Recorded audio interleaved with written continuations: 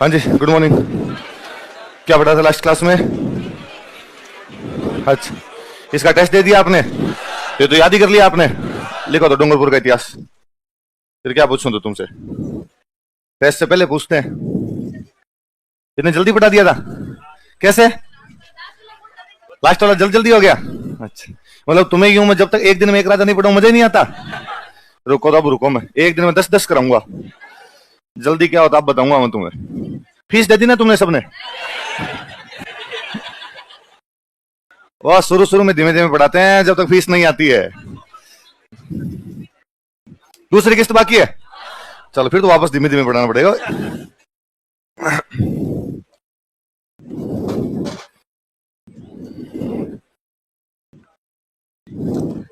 देखो, शुरू में हमने एक लाइन पढ़ी थी कि भाई गोहिलों का राज्य कहां कहां पे था। तो कहां कहां पे था? मेवाड़, डूंगरपुर, बांसवाड़ा, प्रतापगढ़ और मेवाड़ वाला तो पूरा पढ़ लिया।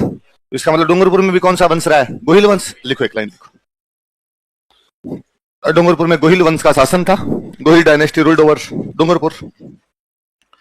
डूंगरपुर में गोहिल वंश का शासन था। Gohil dynasty ruled over Dungarpur.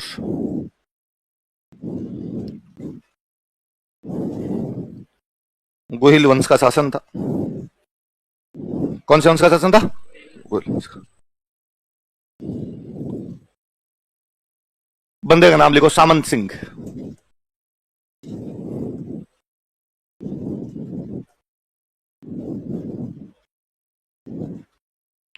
क्या नाम है?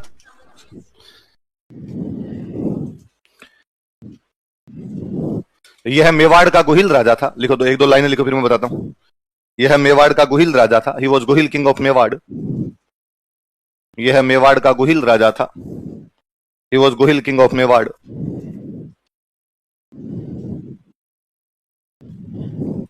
जालोर में एक बंदा था कीर्तिपाल सोनगरा। कौन था? उसने इसको हरा दिया। लिखो, जालोर के कीर्तिपाल सोनगरा ने इसे हरा दिया था। Kirtipal Songara of Jalore defeated him. Jalore के कीर्तिपाल सोनगरा ने इसे हरा दिया था। Kirtipal Songara of Jalore defeated him.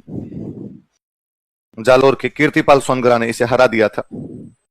Kirtipal Songara of Jalore defeated him. ये दो लाइनें आपने पढ़ी हुई। ये मैंने बताई थी शायद। कीर्तिपाल सोनगरा बताया था, मैंने बताया था उसने मेवाड़ के सामंत सिंह को हराया था। पढ़ाया था क्या? पक्का याद है? अच्छा, अब ये कहां का राजा था? सामंत सिंह पहले राजा कहां का था? मेवाड़।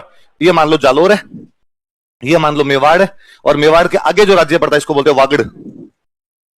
क्या बोला करते? डूंगरपुर और बांसवाड़ा दोनों को मिला के क्या बोला करते? वागड़। और हम पहले पढ़ चुके हैं कि वागड़ में परमारों का राज था। किसका राज था? परमारों का राज हुआ करता। हमने पढ़ा था उधर से डंबर सिंह। डंबर सिंह ने वागड़ में परमारों की स्थापना की थी ना, और उनकी राजधानी हुआ करती थी अर्थुणा। कौन सी थी? अब देखना थोड़ा सा। जालोर वाला कीर्तिपाल सोनगरा यार, उसने मेवाड़ पे कब्जा कर लिया। कहां कब्जा कर लिया? मेवाड़ का राजा कौन है? इसको भगा दिया। सामंत सिंह चला गया वागड़। कहां चला गया? और यहां को परमारों का एक राजा हुआ करता, 84 मल। क्या नाम था? उस 84 मल को हटाया यहां से, और उसने हटा के कहां पे कब्जा कर लिया? शिफ्ट हो गए। जालोर वाले आगे मेवाड़, और मेवाड़ वाला कहां चला गया? जालोर वाले चौहान। चौहानों ने कर लिया गोहिलों के राज्य पे कब्जा। गोहिलों ने कर लिया परमारों पे कब्जा। समझ रहे हो ना बात को? जालोर वाले चौहान है, वो आगे मेवाड़ में। मेवाड़ में कौन है? गोहिल। वो चले गए वागड़, और वागड़ में कौन है? परमार। उनको हटा दिया, वहां शिफ्ट हो गए। आगे आगे शिफ्ट होते चले गए। तो सामंत सिंह कहां पे कब्जा कर लेता है अपना? किसका राज्य खत्म करता है? परमारों। किसका राज्य खत्म करता है? परमारों की राजधानी कौन सी थी वागड़ में? अर्थुणा। इसने राजधानी अर्थुणा नहीं बनाई, इसने राजधानी बनाई बड़ौदा। राजधानी कौन सी बनाई? ना, गुजरात में नहीं, डूंगरपुर में एक जगह है। डूंगरपुर के अंदर एक गांव है जिसका नाम क्या है? तो जब वागड़ में परमारों का राज था तो परमारों की राजधानी हुआ करती अर्थुणा। जब वागड़ में गोहिलों का राज आया तो गोहिलों की राजधानी कौन सी हो गई थी? किससे हार के गया था? कीर्तिपाल। मैंने उस टाइम सन भी लिखवाया था बाकायदा आपको, 1179 में। 1179 कब की बात है? 1179। इसका मतलब पृथ्वीराज चौहान के आसपास के टाइम में। पृथ्वीराज चौहान 77 में राजा बनता आपका। पृथ्वीराज चौहान की एक बहन की शादी इसके साथ की हुई थी। पृथ्वीराज चौहान की एक बहन थी पृथा बाई। क्या नाम था? भाई का नाम पृथ्वी और बहन का नाम पृथा। और पृथा की शादी किसके साथ की हुई थी? इसलिए तराइन के दूसरे युद्ध में सामंत सिंह पृथ्वीराज चौहान की तरफ से लड़ता हुआ मारा गया था। तो सामंत सिंह राजा कहां का है? मेवाड़ का। हारता किससे? जालोर वाले कीर्तिपाल सोनगरा से। आगे कहां चला जाता है? वागड़। वागड़ में किसका राज खत्म करता है? परमारों का। राजधानी कहां बनाता अपने?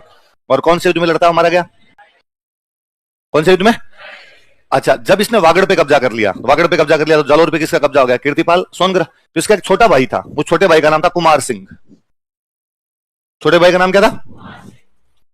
उस कुमार सिंह ने इसको कहा कि भैया वागड़ बेच के कितने दिन पार पड़ेगी, अपना बाप दादाओं का राज कौन सा है, मेवाड़, तो वापस मेवाड़ पे कब्जा करते हैं। और इसने कहा यार मेरी तो पार पड़ेगी नहीं, मैं तो उस सोनगरों से हार गया, तेरी पार पड़े तो देख ले। बेचारा कुमार सिंह सेना इकट्ठी करता है, गुजरात वालों की सहायता लेता है। किसकी सहायता लेता है? गुजरात में कौन से वंश का राज था? चालुक्य। गुजरात वाले चालुक्य इसकी सहायता करते हैं कुमार सिंह की। कुमार सिंह किसका भाई है? सामंत। और ये वापस मेवाड़ पे हमला करते हैं, कीर्तिपाल सोनग्रा को वापस भगाते हैं, और वापस मेवाड़ पे कब्जा करने वाला इसका जो भाई था उसका नाम क्या था? बहुत भला आदमी था। इसने जब दोबारा मेवाड़ पे कब्जा किया, इसने वापस सामंत सिंह को कहा कि भैया वो मेवाड़ पे मैंने कब्जा कर लिया, आप चलो और आप चल के वापस कहां पे राज करो? अपने मेवाड़। पर सामंत सिंह ने कहा नहीं भाई, तूने तेरी शक्ति से, तेरी ताकत से, तेरी पावर से वहां पे कब्जा किया है, तो वहां का राज तेरे पास। तो वागड़ में अब गोहिल है, उनका राजा तो मैं हूं, और मेवाड़ वाले गोहिल है, उनका राजा तू है। तो सामंत सिंह तो बन गया वागड़ का राजा, और कुमार सिंह कहां का राजा बन गया? और यही कुमार सिंह के टाइम में आपके 7 मंजिल वाला कीर्ति स्तंभ बना था, है ना? कौन सी शताब्दी की बात पढ़ रहे थे? 1179 ये टाइम कौन सी शताब्दी का होगा? पहले पढ़ रही ना बातें, जुड़ी सारी बातें, लिखो। इसने परमारों को हराकर वागड़ पर कब्जा कर लिया था। He defeated Parmars and captured Vagad. इसने परमारों को हराकर वागड़ पर अधिकार कर लिया था। He defeated Parmars and captured Vagad.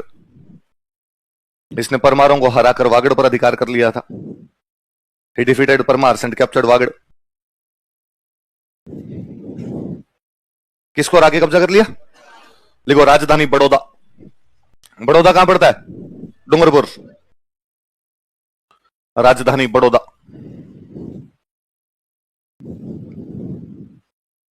राजधानी कौन सी है? नीचे एक लाइन लिखो। तराइन के दूसरे युद्ध में, in second battle of terrain, Tarain के दूसरे युद्ध में, in second battle of terrain, यह पृथ्वीराज चौहान की तरफ से लड़ता हुआ मारा गया था। He died while fighting from Prithviraj Chauhan से साइड। यह पृथ्वीराज चौहान की तरफ से लड़ता हुआ मारा गया था। He died while fighting from Prithviraj Chauhan से साइड। यह पृथ्वीराज चौहान की तरफ से लड़ता हुआ मारा गया था।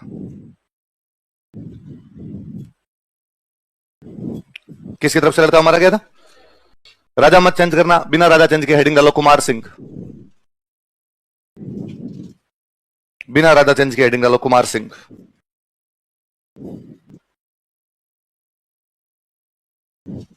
यह सामंत सिंह का छोटा भाई था। He was younger brother of Samant Singh. यह सामंत सिंह का छोटा भाई था। He was younger brother of Samant Singh. Samant Singh का छोटा भाई था। He was younger brother of Samant Singh.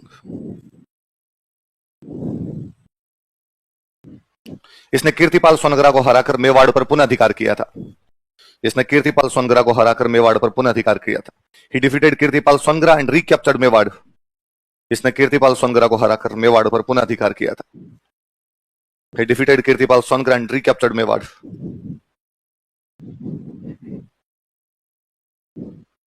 Kirtipal Songra को हराकर मेवाड़ पर पुनः अधिकार किया था। बॉक्स बंद करो इसको, कुमार सिंह वाली बात को। आप कोई पूछे कि वागड़ में गोहिल राज्य का संस्थापक कौन था, तो कौन था? सामंत सिंह। सामंत सिंह कहां से गया था? मेवाड़। मेवाड़ से क्यों गया? क्योंकि कीर्तिपाल सोनग्रा से हार गया। तो मेवाड़ में जब गोहिलों का राज्य खत्म हो गया, दोबारा गोहिलों का राज्य वहां स्टेब्लिश कौन करता है? कुमार सिंह। कुमार सिंह किसका छोटा भाई है? तो हमेशा ये वागड़ वाले कहते होते कि वागड़ वाले गोहिल है वो तो बड़े भाई के बेटे हैं, और जो मेवाड़ वाले गोहिल है वो किसके बेटे हैं? छोटे। तो कहते भाई यहाँ का जो गोहिल राजा वो बड़ा भाई, और मेवाड़ वाले वो क्या है? हमारे छोटे भाई। पर मेवाड़ ताकतवर स्टेट था, मेवाड़ बड़ा स्टेट था, वो फिर वागड़ वालों को समझते ही नहीं थे। क्या छोटा बड़ा रहे, हम ही बड़े, जो कुछ है वो सारे के सारे हम ही रहेंगे। तो शुरुआत में इन गोहिलों ने अपनी राजधानी कहां बनाई थी? बड़ौदा। कहां बनाई थी? परमारों के टाइम तो राजधानी कहां थी? अर्थोना। अर्थोना पड़ता है बांसवाड़ा में। इन्होंने राजधानी कहां बनाई? डूंगरपुर में। डूंगरपुर में कौन सी जगह पे? बड़ौदा। बाद में इनके एक राजा बनता है डूंगर सिंह। क्या नाम है? अगला राजा लिखो, डूंगर सिंह।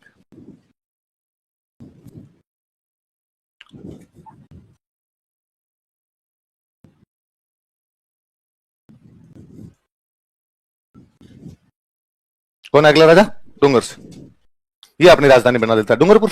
लिखो, इसने डूंगरपुर को अपनी राजधानी बनाया। He made Dungarpur as his capital. इसने डूंगरपुर को अपनी राजधानी बनाया। He made Dungarpur as his capital. इसने डूंगरपुर को अपनी राजधानी बनाया। He made Dungarpur as his capital. तो पहले राजधानी बड़ौदा और बाद में राजधानी कहां पे आ गई? डूंगर। अगले राजा का नाम लिखो, गोपीनाथ।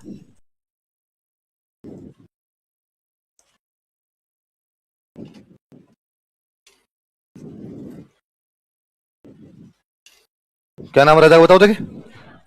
ये डूंगरपुर के अंदर एक तालाब बनवा था, उस तालाब का नाम है गेप सागर। क्या नाम है? लिख लो, डूंगरपुर में गेप सागर तालाब का निर्माण करवाया। ही बिल्ट गेप सागर पॉन्ड एट डूंगरपुर। इसने डूंगरपुर में गेप सागर तालाब का निर्माण करवाया। ही बिल्ट गेप सागर पॉन्ड एट डूंगरपुर। डूंगरपुर में गेप सागर तालाब का निर्माण करवाया। गेप सागर पॉन्ड एट डूंगरपुर। अगला राजा लिखो उदय सिंह।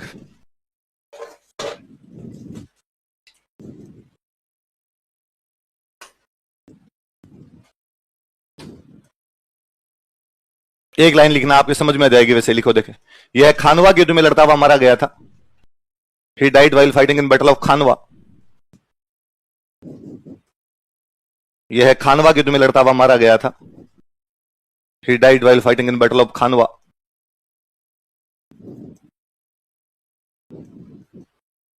याद है क्या आपको खानवा का युद्ध? बताओ देखे, वागड़ से कौन आया था? पढ़ा था आपने? तो वागड़ वाला उदय सिंह बाद में इस युद्ध में काम आ गया। इस युद्ध में लड़ता हुआ मारा गया। इसके मरने के बाद इसके दो बेटे थे। एक बेटे का नाम था पृथ्वीराज, एक बेटे का नाम था जगमाल। कौन कौन दो बेटे बताओ देखे। और उन दोनों ने वागड़ का बंटवारा कर लिया। वागड़ के दो भाग कर दिए, एक कर दिया डूंगरपुर, एक क्या कर दिया। तो ये वागड़ डूंगरपुर और बांसवाड़ा में किसके मरने के बाद बनता है? उदय सिंह के मरने के बाद। क्या बाउंड्री बनाई जाए भाई? का माही नदी। वहां एक नदी निकलती है, कौन सी? तो माही नदी का एक हिस्सा तो मान लिया जाए डूंगरपुर, और माही नदी के इधर वाले हिस्से को क्या मान लिया जाए? जो बड़ा बेटा था, जो वागड़ का अगला राजा बनता पृथ्वीराज, उसने तो क्या रख लिया? डूंगरपुर, क्योंकि वागड़ की राजधानी कौन सी थी? डूंगरपुर। तो उसने कहा मैं तो डूंगरपुर में रहूंगा। छोटे वाला भाई था वो अलग होकर कहां पे चला गया? बांसो। तो कोई पूछेगा कि भाई वागड़ राज्य का दो भागों में डिवीजन जो था वो किसके मरने के बाद हुआ था? कौन कौन से दो भाग बने?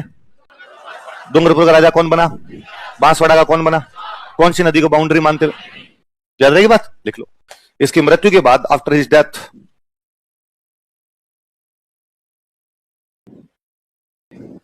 वागड़ राज्य का दो भागों में बंटवारा हो गया, दो भागों में विभाजन हो गया। Vagad state was divided in two parts. Vagad राज्य का दो भागों में विभाजन हो गया। Vagad state was divided in two parts. Vagad राज्य का दो भागों में विभाजन हो गया। Vagad state was divided in two parts. ऐसे उतार लोगे, अलग अलग लिखवाऊं, समझ जाओगे बात? बस दो भागों में बांटना, लिख लो। कौन सी नदी बाउंड्री बनाती थी?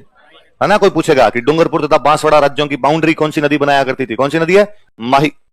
माही नदी का एक हिस्सा कहलाता था डूंगरपुर, माही नदी का दूसरा हिस्सा क्या कहलाता था? बांसवाड़ा।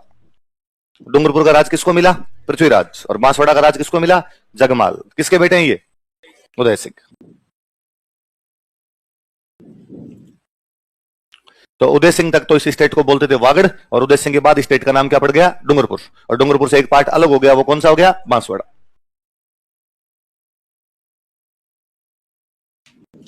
ठीक है,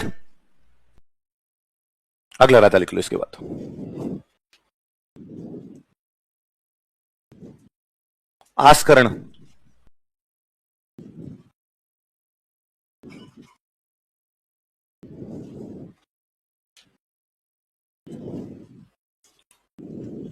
हम आगे पढ़ेंगे। मारवाड़ में एक राजा हुआ था चंद्रसेन। कौन राजा हुआ था? पढ़ते ना, प्रताप के राजतिलक समारोह में कौन आया हुआ था? कौन आया हुआ था? तो चंद्रसेन अकबर के खिलाफ खूब लड़ा था। तो चंद्रसेन जब अकबर के खिलाफ लड़ा था तो एक बार उसको अपने राज्य के बाहर शरण लेनी पड़ी। तो शरण लेने के लिए कहां जाए? तो वो डूंगरपुर गया। कहां पे गया था? डूंगरपुर का राजा कौन था? अब कोई पूछेगा कि डूंगरपुर के आस्करण ने मारवाड़ के कौन से राजा को शरण दी थी? चंद्रसेन को। किसके खिलाफ शरण दी थी? अकबर के। किसके खिलाफ शरण दी थी? अकबर के खिलाफ शरण दी थी। किसको? कौन से राजा ने? आस्करण कहां का राजा? लिखो। इसने अकबर के खिलाफ मारवाड़ के चंद्रसेन को शरण दी थी। He gave shelter to Chandrasen of Marwar against Akbar. इसने अकबर के खिलाफ मारवाड़ के चंद्रसेन को शरण दी थी।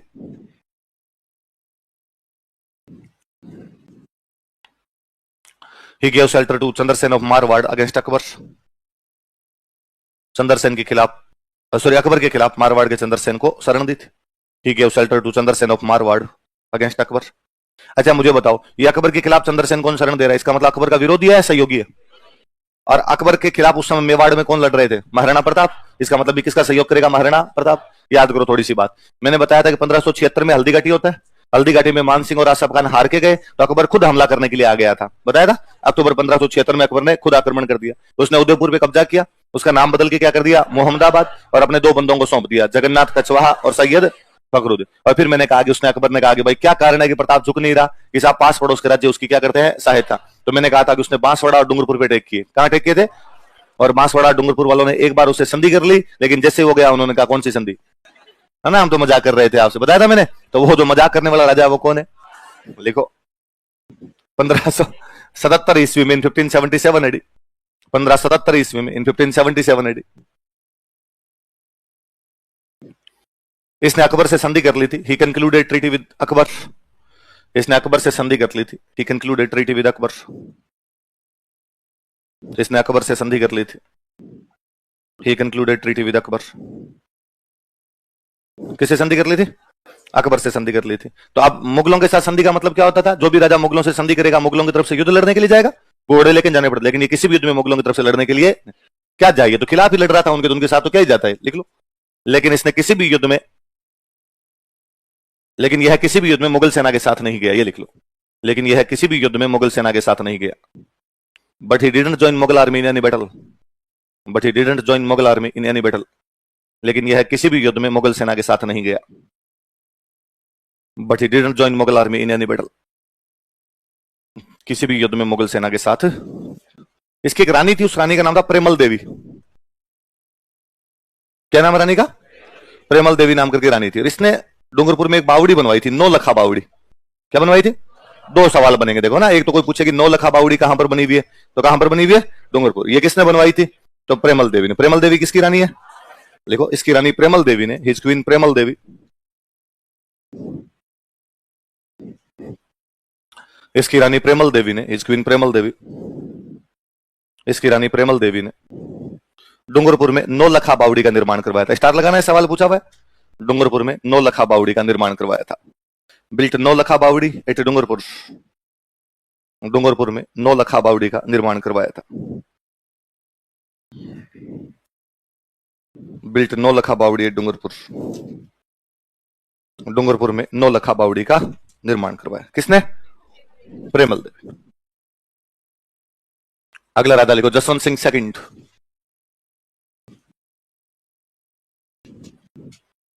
जसवंत सिंह सेकंड।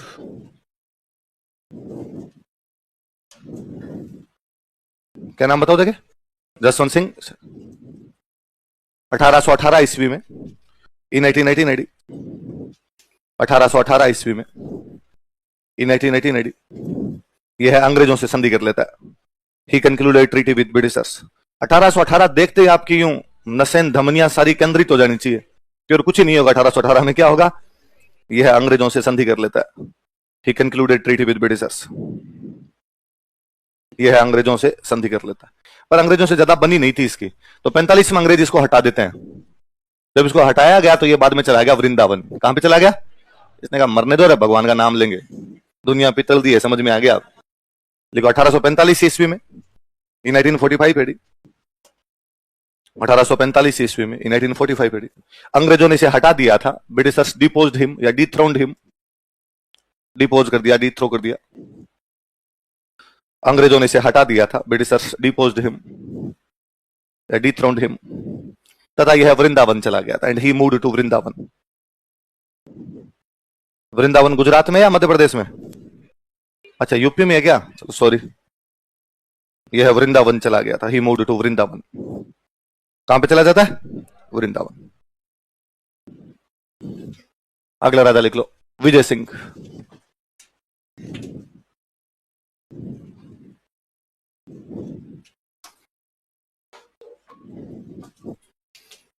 अगला राजा कौन है?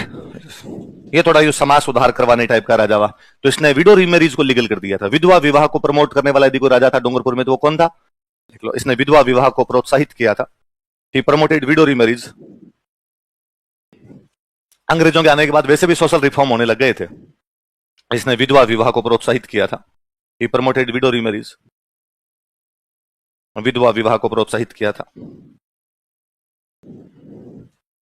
फिर अंग्रेजों के आने के बाद बैंक वगैरह बनने लगे, तो इसने डूंगरपुर में बैंक बनाया। एक बैंक का नाम रखा राम लक्ष्मण बैंक। क्या नाम रखा? भगवान राम जी को तो मानते ही थे, गोहिल मानते कि हम भगवान राम के वंशज हैं। भगवान राम के वंशज है, तो बैंक का नाम भी क्या रख दिया? राम लक्ष्मण। देखो, इसने राम लक्ष्मण बैंक की स्थापना की थी। He set up Ram Laxman bank. इसने राम लक्ष्मण बैंक की स्थापना की थी। He set up Ram Laxman bank. तो अपने घर पे दुकान खोले तो अपने नाम नहीं रख सकते, श्री राम जनरल स्टोर, तो इसने रख लिया राम लक्ष्मण बैंक यार, उसमें क्या है। फिर कोई डूंगरपुर में एक अंग्रेज आया था, एडवर्ड, कौन आया था, एडवर्ड नाम करके अंग्रेज आया कोई डूंगरपुर के अंदर, वो इसका दोस्त था। तो इसने उससे एक तालाब बनवाया, उसकी याद में यहाँ पे तालाब बनवाया, उसका नाम रख दिया एडवर्ड सागर। क्या नाम रख दिया, देख लो, डूंगरपुर में एडवर्ड सागर तालाब का निर्माण करवाया था। ही बिल्ट एडवर्ड सागर पॉन्ड एट डूंगरपुर में एडवर्ड सागर तालाब का निर्माण करवाया था। अब ये कोई नहीं पूछे किसने करवाया था, सिंपल पूछे एडवर्ड सागर तालाब राजस्थान में कौन सी जगह पे, कहां पे, डूंगरपुर। इसने डूंगरपुर में एडवर्ड सागर तालाब का निर्माण करवाया था। ही बिल्ट एडवर्ड सागर पॉन्ड एट डूंगरपुर। कौन सा पॉन्ड बनवाया, एडवर्ड सागर। कौन से राजा ने, कौन सी बैंक बनाई, वो राम लक्ष्मण बैंक। डूंगरपुर खत्म, लिखो बांसवाड़ा का इतिहास है। एडवर्ड सागर है ही नहीं, नाम चेंज हो गया होगा। अब तुम डूंगरपुर की हो, हाँ तो फिर बताओ, चार बात और बताओ विजय सिंह जो है वो बता दो, तुम क्या क्या है, नौलखा बावड़ी है, अच्छा एडवर्ड सागर नहीं है। अब कोई नाम सरकार ने बदल रखा होगा इसको, उस टाइम रखा होगा, छोटा मोटा रहा होगा, दबा दिया होगा तुम लोगों ने, खा गए तुम इसको। लिखो बांसवाड़ा का इतिहास। हाँ लक्ष्मण सिंह है, नहीं पढ़ाएंगे, मूड नहीं है पढ़ाने। देखो बांसवाड़ा का इतिहास, पुराने नोट्स नहीं पढ़ने, बांसवाड़ा का इतिहास।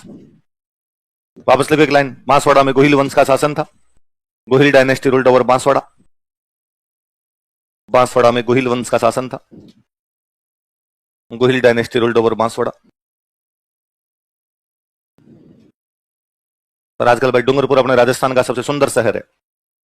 स्वच्छ भारत अभियान में राजस्थान के किसी शहर को सबसे अच्छी रैंकिंग मिलती है तो वो कौन सा है, डूंगरपुर। क्या नाम वो एक अफसर आए आपके, गुप्ता सर, के जी गुप्ता, के गुप्ता सर, हाँ के गुप्ता सर आए, वहां पर एक अधिकारी आए और उन्होंने डूंगरपुर को इतना सुंदर कर दिया, इतना साफ कर दिया कि डूंगरपुर का नाम भारत की रैंकिंग के अंदर आता है। तो वो खूब ही अच्छा काम करके गए कि अधिकारी क्या काम कर सकता है, वो यदि देखना हो तो बाद में किससे सीखा जाए, के गुप्ता सर से, है ना। अक्सर अपने कहते हैं भाई एक अधिकारी ऐसा क्या कर सकता है, तो वो डूंगरपुर जाके देख ले कि क्या किया जा सकता है। क्या क्या अच्छे काम करवाए बताओ तुम, बहुत ज्यादा अच्छे काम, दो चार नाम बताओ। अच्छा कि उनको वोट देना, अच्छा वो क्या क्या बने थे, अधिकारी नहीं थे, क्या थे, सभापति, नगर परिषद के सभापति थे, अधिकारी नहीं थे सॉरी। तो नगर परिषद सभापति बने, नगर परिषद का काम होता है सफाई वगैरह करवाना, तो ये बहुत अच्छा सही उन्होंने करवा दिया था। हर घर के बाहर 2 पेड़ लगाना कंपलसरी है। अच्छा ये कहता कचरा डालने से पहले हम सोचते हैं कि डालेंगे नहीं डालें, तो डालना ही क्यों है तुम्हें। हाँ डस्टबिन रखे हुए सब जगह, हाँ सब जगह डस्टबिन वगैरह रखवा दिए। डस्टबिन तो यहां भी रखे ही होते हैं, ये हैबिट है, ये क्या है, ये हैबिट है अपने आप में, कि अपने हैबिट में नहीं है, अपने हैबिट में वही है कि भाई चॉकलेट खाई, रेवर फेंक दिया, कोई भी पॉलीथीन के अंदर कुछ लेके आए और वो पॉलीथीन हमने फेंक दी, तो ये अपने हैबिट के अंदर है। जब हैबिट से निकलती है चीजें तो अपने आप ही सुधर जाता है। तो आप 5 7 10 दिन तक यदि आप चॉकलेट खाने के बाद में एक बार थोड़ा सा सोच लो, अरे नहीं फेंकना नहीं, डस्टबिन देखूंगा, तो आप जेब में डाल के घूम लोगे, डस्टबिन दिखेगा तब फेंक दोगे। 2 बार ऐसा कर लेते हो, तीसरी बार आपसे फेंका ही नहीं जाएगा। ये केवल हैबिट वाली बात और कुछ नहीं है। वो तो वो हंसते हैं ना कई बार कि भाई विदेशों में हॉर्न बजाना अपराध है, हॉर्न नहीं बजाया जा सकता। यदि कोई गाड़ी का हॉर्न बजा, आपके पीछे कोई गाड़ी खड़ी है और यदि वो हॉर्न बजाता है, इसका मतलब आगे वाली गाड़ी वाले को ये लगेगा पीछे वाले में कोई मर रहा है, जैसे कि मौत होने वाली है, इतना इमरजेंसी काम है, अब इसलिए साइड देनी पड़ेगी। इसलिए बेचारा वो गाड़ियां, सारी गाड़ियां आगे वाली साइड में जाएगी, आपकी गाड़ी को आगे निकाला जाएगा, वरना वो हॉर्न नहीं बजाते।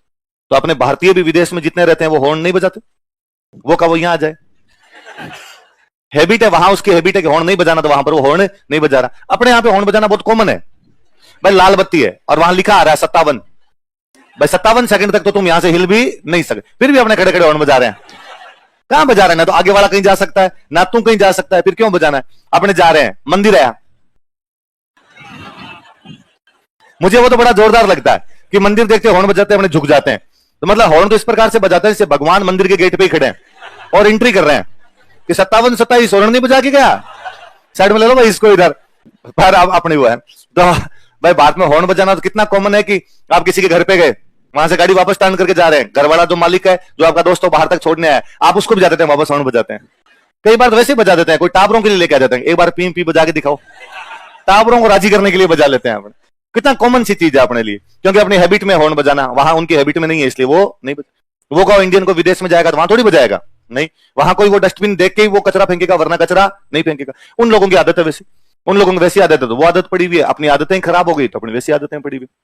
गाड़ियों का ओवरटेक नहीं करते, एक लाइन में, इस लाइन में जा रहे हैं, इस लाइन में सामने वाली लाइन यदि आने की है तो बस आने की है, आमने सामने उनकी गाड़ियां आएगी नहीं, भले कितना ही ट्रैफिक जैम लग जाए बहुत लंबा, लेकिन वो करेंगे नहीं, वो यूं चलती रहेगी गाड़ियां उनकी। ट्रैफिक जाम लगा इसका मतलब सबके लिए लगा है, आप पीछे खड़े हो तो खड़े हो। अपने ये वाला लगा था यहां और ये वाला लगा था यहां, अब चला के दिखाओ कौन किधर चला दे। तो ये अपनी हैबिट के अंदर ही है कुछ चीजें, धीरे धीरे धीरे धीरे मिनख बनेंगे, अभी तक बने नहीं है पूरे। तो वहां हम तो रसियान गए तो सबसे ज्यादा अचंभा उस बात पे आता था कि उनके बीच में डिवाइडर नहीं, और उसके बावजूद गाड़ियां इधर उधर नहीं आ रही। मगर अपने डिवाइडर होता है, उसके बावजूद इधर उधर लेके जाते कि डिवाइडर के ऊपर चढ़ा दे बोले तुम अपने, और उधर यू टर्न ले लेंगे, आगे जाके कौन आएगा भाई, आपको यहां जाकर यहां समझ में आया आपको यार अपने गलत आ गए, अपने को उधर जाना था, अपने यू टर्न ले लेते हैं यहीं से ना, वो यहां तक जाएंगे जहां जेब्रा क्रॉसिंग होगी वहीं से मुड़ के। तो उनकी हैबिट पड़ी हुई है। एक वो पैदल जो बंदा होता है उसको पहले जाने दिया जाए, रोड क्रॉस करनी है तो वो उनके है कि भाई ये रोड है, इस रोड के ऊपर जगह जगह पॉइंट लगे हुए, लाल बत्ती वाले पॉइंट लगे हुए, अपने भी लाल बत्ती वाले पॉइंट, तो वहां भी ऐसे लाल बत्ती वाले पॉइंट लगे हुए। तो जैसे मान लो 2 मिनट के बाद में एक बार बत्ती ग्रीन होगी, ग्रीन होगी इसका मतलब गाड़ियां खड़ी हो जाएगी, और किसी को पैदल को जाना है वो इधर से उधर क्रॉस कर ले। अब मान लो मेरे इमरजेंसी है और मैं 2 मिनट का टाइम ही नहीं है मेरे पास में, मेरे को तो जल्दी जाना है, तो मैं एक काम कर सकता हूं कि वो जो लाल बत्ती वाला बोर्ड है जहां पर वो बत्ती लगी हुई है वहां पर एक बटन है कि मैं खुद दबा सकता हूं लाल बत्ती। तो मैं यार मैंने जाके वो रेड वाला दबा दिया इसका मतलब लाल बत्ती 2 मिनट से पहले होगी, पहले 30 सेकंड पहले हुई थी, अब 30 सेकंड बाद में कर दिया आपने, गाड़ियां रुक जाएगी, गाड़ियां रुकेगी, आप आराम से क्रॉस कर सकते हो। इसका मतलब गाड़ी वाला समझ रहा है कि आपको इमरजेंसी है, आपका जाना जरूरी है, इसलिए मैं गाड़ी रोक लेता हूं। मान लो आपके पास इतना टाइम भी नहीं है कि आप लाल बत्ती दबाओ, कि आप यहां खड़े थे लाल बत्ती यहां, आपको लगता है नहीं यार मुझे फटाफट उधर जाना, उधर बहुत ज्यादा इमरजेंसी है, आप रोड के बीच में जाओ, दोनों साइड गाड़ियां रुक जाएगी, नहीं चलाएंगे, वो उधर रुक जाएंगे इधर रुक जाएंगे, आपको कहेंगे पहले तू क्रॉस कर। मैं कहूं यही अपने अपने लाल बत्ती है, लेकिन अपने लाल बत्ती पे तब तक नहीं रुकते जब तक पुलिस वाला नहीं है, और यदि पुलिस वाला भी अपने पास में नई गाड़ी है तो भी अपने नहीं रुकते, लेता नई है पल्सर अपने पास में, अब भी रोक ली तो पल्सर की बेइज्जती है, तो अपने उल्टा पुलिस वाले को 2-4 बार घुमा घुमा कर निकाल रहा हूं, रोक देखिए आज मैं निकलूंगा यहां से। अब उनकी और यही अपने यदि इस प्रकार रोड के बीच में कोई बंदा आ जाए, आपने उसको 4 गालियां निकाले कि आपके पास यूं यदि गाड़ी, यार आप गाड़ी में जा रहे हो और बंदा रोड के बीच, तेरे बाप की रोड थोड़ी है, बीच में कैसे आ गया, अरे किसी के बाप की नहीं यार सरकार की है, मैं तेरे पास गाड़ी और ये गाड़ी के अंदर नहीं, इतना ही तो है। पर उनकी हैबिट है बेचारों की, वो आपको इस प्रकार से जाने देंगे, वो इस प्रकार से नहीं रोकेंगे आपको, ये चीजें है। पैदल घूमने की हैबिट रहती है उनकी कि भाई वो एक जगह से दूसरी जगह जाना है तो या तो पब्लिक ट्रांसपोर्ट का प्रयोग करेंगे, कार लेके ज्यादा नहीं घूमेंगे वो लोग, या तो पब्लिक ट्रांसपोर्ट है, और या यदि 2-3 किलोमीटर तक तो कहीं जाना है पैदल जाएंगे। तो हम रसिया गए तो वहां देखा तो वो सारे लोग पैदल इधर से उधर घूम रहे हैं, लेकिन अपने पास 2 किलोमीटर भी जाना हो और अपने पास यदि पैसे तो खुरखुरी है अपने कि ना कैब आएगी, और कैब आके अपने को छोड़ के जाएगी, तो उनको लगता है वरना ट्रैफिक और ज्यादा हो जाएगा, 2-3 किलोमीटर यदि पैदल चलना है तो चल लिया जाए, बाद मेट्रो मिल जाएगी आपको तो मेट्रो में चल लिया जाए अपने, तो उनका वो सेंस काम करने लग गया। तो बेचारे यूरोप वाले जब इंडिया आते हैं ना तब उनको ये बड़ा अजीब सा लगता है, उनको लगता है भाई हॉर्न क्यों बजा पीछे, अब उनको नहीं बताया अपने जो टावर खेल रहा था उसने बजाने शुरू कर। तो ये हैबिट की बातें सारी, तो आप डूंगरपुर वालों को हैबिट पड़ गई, आप विदेशी हो है ना, आप अब यूरोप के लोग हो, हमें हैबिट नहीं, अभी हम अफ्रीका में जी रहे हैं, हम निग्रो हैं सारे के सारे, तुम गोरे बन गए अब। तो बांसवाड़ा में कौन से वंश का शासन था, गुप्ता सर ने सिखा दिया आपको, बांसवाड़ा में गोहिल वंश का शासन था, लिखो जगमाल, अभी मैंने बताया था कि उदय सिंह का कौन सा बेटा उधर चला गया था, लिखो जगमाल, जगमाल।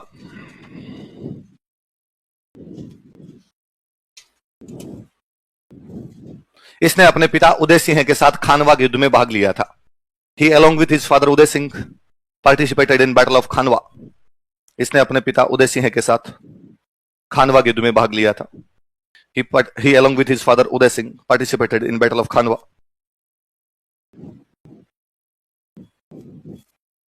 इसने अपने पिता उदय सिंह के साथ खानवा के युद्ध में भाग लिया था। he along with his father Uday Singh participated in battle of खानवा। इसने अपने पिता उदय सिंह के साथ खानवा के युद्ध में भाग लिया था। किसने, तो उस युद्ध में इसके पिताजी तो मर गए थे, ये हो गया था घायल, घायल होने के बाद वापस आ गया, वापस आने के बाद राज्य का बंटवारा हुआ तो इसको क्या मिल गया था, बांसवाड़ा। तो मैं कह सकता हूं ये बांसवाड़ा में गोहिल राज्य का संस्थापक था। देखो यह बांसवाड़ा में गोहिल राज्य का संस्थापक था। He was founder of Gohil state in Banswara. यह बांसवाड़ा में गोहिल राज्य का संस्थापक था। He was founder of Gohil state in Banswara. यह बांसवाड़ा में गोहिल राज्य का संस्थापक था। He was founder of Gohil state in Banswara. अगला बंदा लिखो प्रताप सिंह।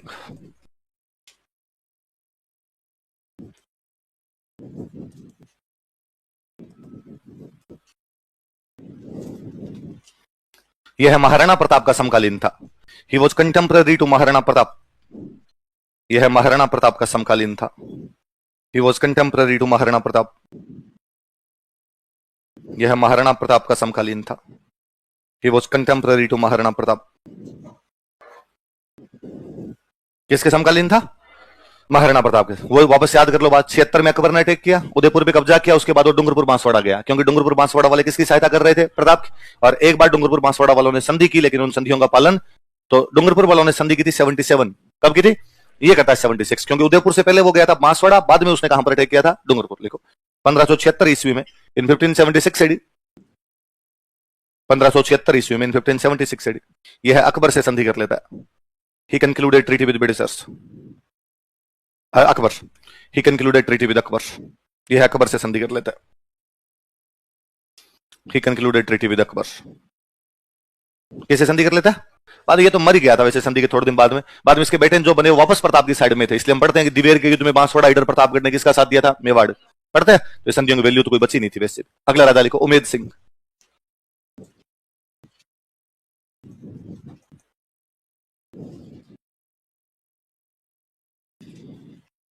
उमेद सिंह, इसमें लिख लो 1818 ईस्वी में।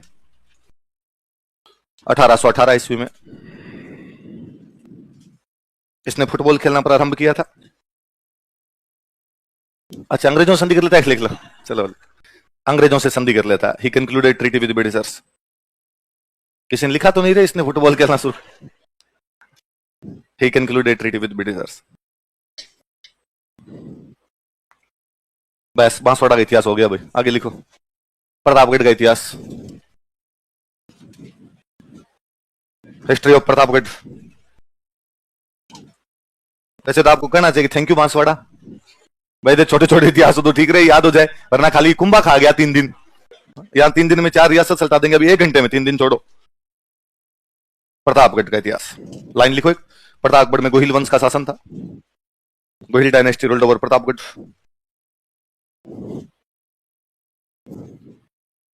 प्रतापगढ़ में गोहिल वंश का शासन था।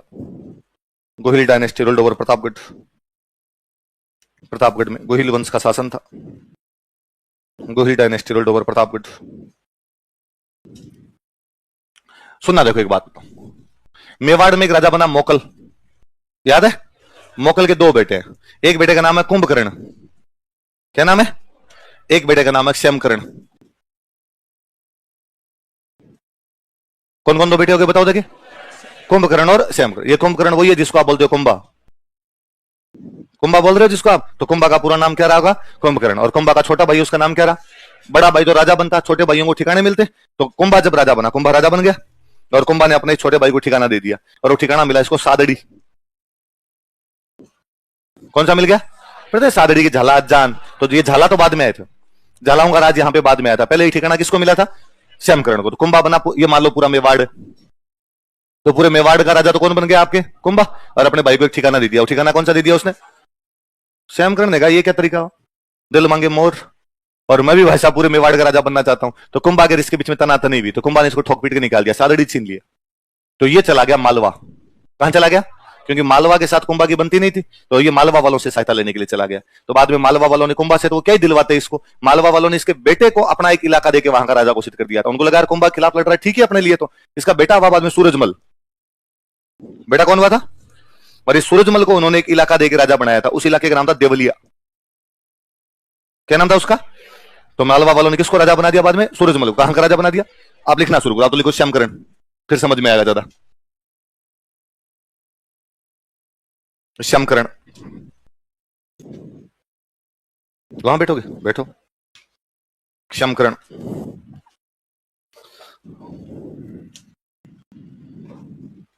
लिख लिया? लिखो, यह है मेवाड़ के राणा कुंभा का छोटा भाई था। He was younger brother of Rana Kumbha of Mewar. यह मेवाड़ के राणा कुंभा का छोटा भाई था। He was younger brother of Rana Kumbha of Mewar. यह मेवाड़ के राणा कुंभा का छोटा भाई था। He was younger brother of Rana Kumbha of Mewar. Kumbha ने इसे सादड़ी की जागीर दी थी। चित्तौड़ में जगह पड़ती है सादड़ी। कुंभा ने इसे सादड़ी की जागीर दी थी। कुंभा गेव हिम सादड़ी जागीर। कुंभा ने इसे सादड़ी की जागीर दी थी। कुंभा गेव हिम सादड़ी जागीर। सादड़ी की जागीर दी थी। कुंभा गेव हिम सादड़ी जागीर, लेकिन यह कुंभा के खिलाफ विद्रोह कर देता है, but he revolted against Kumbha, लेकिन यह कुंभा के खिलाफ विद्रोह कर देता है, but he revolted against Kumbha, लेकिन यह कुंभा के खिलाफ विद्रोह कर देता है, but he revolted against Kumbha. तथा मालवा चला जाता है एंड अप्रोच टू मालवा। किसको अप्रोच करता है? मालवा। तथा मालवा चला जाता है and approach to Malwa, and approach to Malwa, तथा मालवा चला जाता है। अगला बंदा लिखो सूरजमल। सूरजमल लिखो मालवा की सहायता से, with help of Malwa, Malwa की सहायता से, विद हेल्प ऑफ मालवा, यह देवलिया का राजा बना। He became king of Devalia. Pratapgarh में जगह पड़ती है देवलिया, यह देवलिया का राजा बना। He became king of Devalia, यह देवलिया का राजा बना। कहां का राजा बनता है? देवलिया। कौन बनता है? सूरजमल। यह देवलिया का राजा बना। अगला लिखो बाघ सिंह।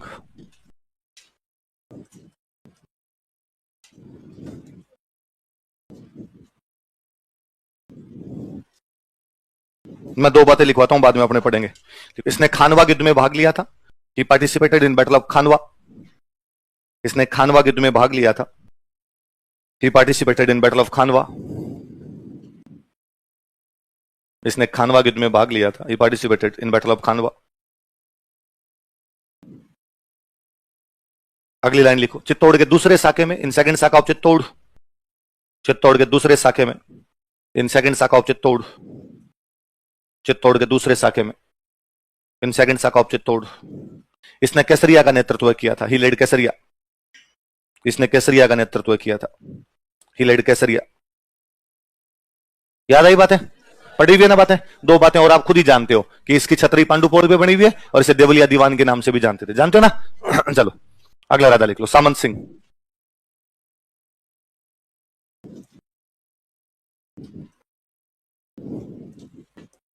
सामंत सिंह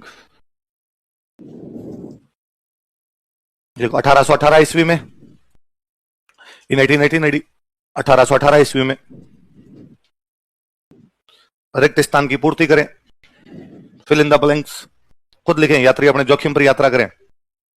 कोई सारी बातें लिखवाने गारंटी थोड़ी ली है अपन ने। क्या लिखोगे? अंग्रेजों के साथ क्या कर लेता है? Concluded treaty with Britishers. लिखो उदय सिंह। अगला राजा लिखो। सामंत सिंह के बाद अगला लिखो उदय सिंह।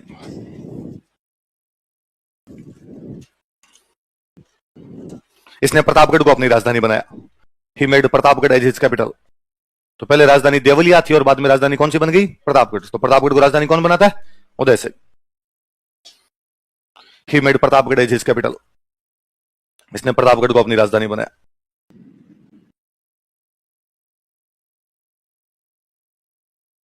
लिखो शाहपुरा का इतिहास। History of Shahpura. शाहपुरा का इतिहास।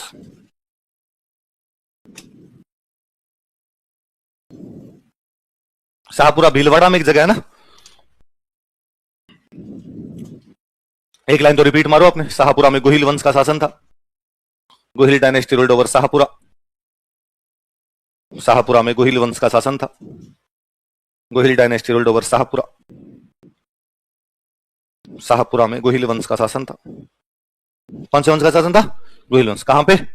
शाहपुरा में। शाहपुरा में गोहिल वंश का शासन था। सुनना देखो बात। मेवाड़ है। मेवाड़ के अंदर एक राजा, उसका नाम है जगत सिंह फर्स्ट। क्या नाम राजा का? पढ़ा था हमने। जगदीश मंदिर का निर्माण करवाया था। जग मंदिर का निर्माण पूरा करवाया। नौजूबाई का मंदिर बनवाया और अपनी दानवीरता के लिए उस टाइम मुगलों के साथ में संधि है। 1615 वाली मुगल मेवाड़ संधि हो गई थी। कर्ण सिंह जगत सिंह के टाइम तक तो संधि चली थी। बाद में जाके राज सिंह संधि तोड़ता है जब वो चित्तौड़ किले का पुनर्निर्माण शुरू करवा देता है। यही बात। इस दिनों मुगल बादशाह हुआ करता शाहजहां। मुगल बादशाह कौन सा था? मैंने आपको एक चीज बताई थी कि भाई राजा के खुद के पास में जो जमीन हुआ करती उस जमीन को तो बोलते खालसा। क्या बोलते? और सामंतों के पास में जो जमीन होती इनको बोलते ठिकाने। क्या बोलते? और जो खालसा जमीन होती, इसके अंदर कई पार्ट होते, उन पार्ट को बोलते परगना। क्या बोलते? बताया था ना कि राजा की खुद की जो जमीन होती है वो क्या कहलाती? खालसा। और खालसा के जो अलग अलग पार्ट होते हैं उनको क्या बोला जाता था? परगना। जैसे हम पढ़ते हैं कि कुंभा की बेटी रमाबाई को जावर परगना दे दिया गया, है ना। जैसे हम पढ़ते हैं कि पूर्व मंडल तथा बदनौर के परगने जजिया करके बदले में जयसिंह ने किसको दे दिए थे? औरंगजेब को दे दिए। पढ़े थे ना ऐसी बात है।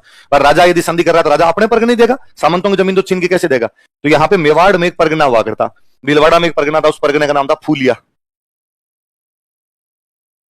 भीलवाड़ा में एक परगना था, उसका नाम क्या था? फूलिया। राजा कौन है मेवाड़ का? उसने फूलिया परगना अपने कजन को दे रखा, अपने चचेरे भाई को दे रखा है, और उस भाई का नाम है सुजान सिंह। भाई का नाम क्या? सुजान सिंह नाम करके उसका एक कजन है, और उसने कजन को एक परगना दे रखा, भाई ये परगना तू संभाल ले। उस भाई का नाम क्या है? सुजान सिंह। कौन से राजा के टाइम की बात है? मुगल बादशाह कौन है? अच्छा, मुगलों के साथ में जब संधि आती थी तो आपस में मिलजुल के लड़ते थे, आमने सामने तो लड़ेंगे नहीं। तो ये सुजान सिंह सांझा का दोस्त बन गया। फूलिया परगने वाला जो सुजान सिंह है, ये किसका दोस्त बन गया? और सांझा ने इसको कहा गया तू अलग राजा ही बन जा, क्या छोटा सा एक परगना लिए बैठा है। और सांझा ने इसको स्वतंत्र राजा घोषित कर दिया, फूलिया परगने का। कौन से परगने का? तो अब फूलिया परगना मेवाड़ से अलग, फूलिया परगना मेवाड़ के अंदर नहीं आता। फूलिया परगना अपने आप में क्या घोषित कर दी गई? रियासत। किसके द्वारा? और राजा किसको घोषित कर दिया? यह कांड सांझा ने उसी साल किया था जिस साल उसने कोटा को बूंदी से अलग किया था। 1631 में बूंदी को तोड़ के क्या बना देता है? कोटा। और मेवाड़ को तोड़ के एक रियासत बना देता है फूलिया। कौन सी रियासत? और फूलिया रियासत का राजा किसको घोषित कर दिया? कौन से राजा के टाइम की बात है? मेवाड़ के। अब सुजान सिंह को राजा कौन बना रहा है? तो सुजान सिंह बड़ा यूं ग्रेटफुल था शाहजहां के प्रति, अरे यार शाहजहां ने अपने को राजा बनाया, इसलिए उसने जब राजधानी बनाई तो नाम रखा शाहपुरा। क्या नाम रखा? तो समझ में इसका नाम शाहपुरा क्यों है? क्योंकि उसको राजा बनाने वाला कौन था? लिखो, हेडिंग डालो, सुजान सिंह।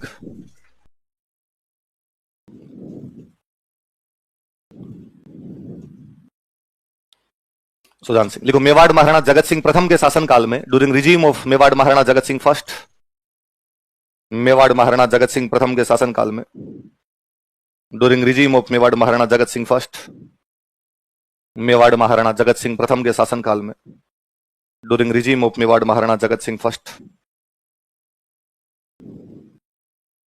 इसे फूलिया परगना दिया गया था। Phulia pargana was given to him. Bhilwara में जगह पड़ती है फूलिया, इसे फूलिया परगना दिया गया था। Phulia pargana was given to him, इसे फूलिया परगना दिया गया था। Phulia pargana was given to him. Line change करके लिखो। 1631 ईस्वी में, इन 1631 एडी, 1631 ईस्वी में, इन 1631 एडी, मुगल बादशाह शाहजहां ने, मुगल एम्परर शाहजहां, मुगल बादशाह शाहजहां ने, मुगल एम्परर शाहजहां, मुगल बादशाह शाहजहां ने, मुगल एम्परर शाहजहां, शाहजहां ने इसे स्वतंत्र राजा घोषित कर दिया था। Declared him independent king. इसे स्वतंत्र राजा घोषित कर दिया था। Declared him independent king. इसे स्वतंत्र राजा घोषित कर दिया था। Declared him independent king. इसे स्वतंत्र राजा घोषित कर दिया था। Declared him independent king. Line change करके लिखो। इसने शाहपुरा को अपनी राजधानी बनाया। He made Shahpura as his capital. इसने शाहपुरा को अपनी राजधानी बनाया। He made Shahpura as his capital.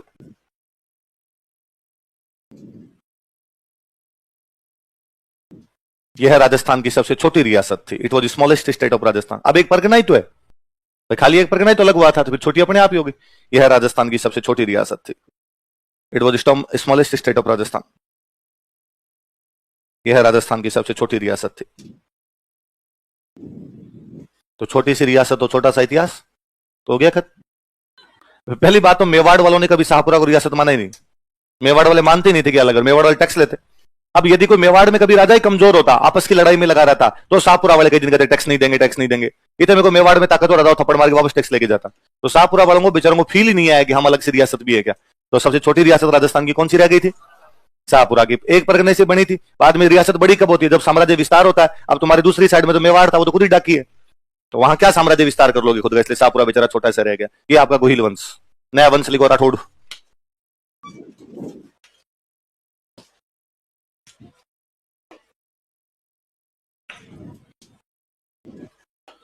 Rathore dynasty, Rathore वंश।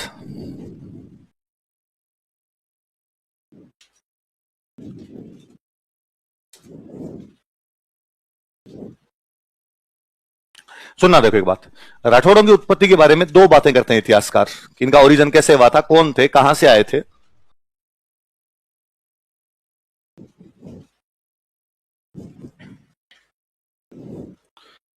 कुछ इतिहासकार तो यह कहते हैं कि कन्नौज के गहडवाल थे। कौन थे ये कन्नौज के? पढ़ा था हमने कन्नौज का एक राजा जयचंद गहडवाल, तो ये भी कन्नौज के गहडवाल थे। कन्नौज कहां पड़ता है? यूपी के अंदर। तो कन्नौज के गहडवाल थे और वहां से बाद में एक बंदा आगे आ गया, और वो कहां पर आ गया इनका? राजस्थान। कई कहते हैं नहीं साहब ये साउथ इंडिया के थे। कहां के थे? और ये साउथ इंडिया में एक वंश हुआ था राष्ट्रकूट। कौन सा वंश हुआ था? महाराष्ट्र और कर्नाटक वाले हिस्से के अंदर एक राष्ट्रकूट वंश हुआ था। इसके जो राष्ट्रकूट थे वो अपने इधर राजस्थान आ गए, और राजस्थान आ गए तो उनको क्या बोलने लगे? राठौड़। तो दो वंशों के साथ इनको जोड़ा जाता है। कौन कौन से दो वंशों के साथ बताओ देखे? ये तो गहडवाल वंश और दूसरा कौन सा वंश? आज सिंपल कोई सवाल पूछेगा, कन्नौज के गहडवाल वंश से राजस्थान के कौन सी डायनेस्टी को जोड़ा जाता है? राठौड़। या राजस्थान के राठौड़ों को दक्षिण भारत की कौन सी डायनेस्टी के साथ जोड़ा जाता है? याद रहेगी बात है? एक बार इतना उतारो फिर आगे बात करेंगे अपना। जितना मैंने लिख रखा बोर्ड पे उतार लो, ओरिजिन इनका कहां कहां से माना जाता है।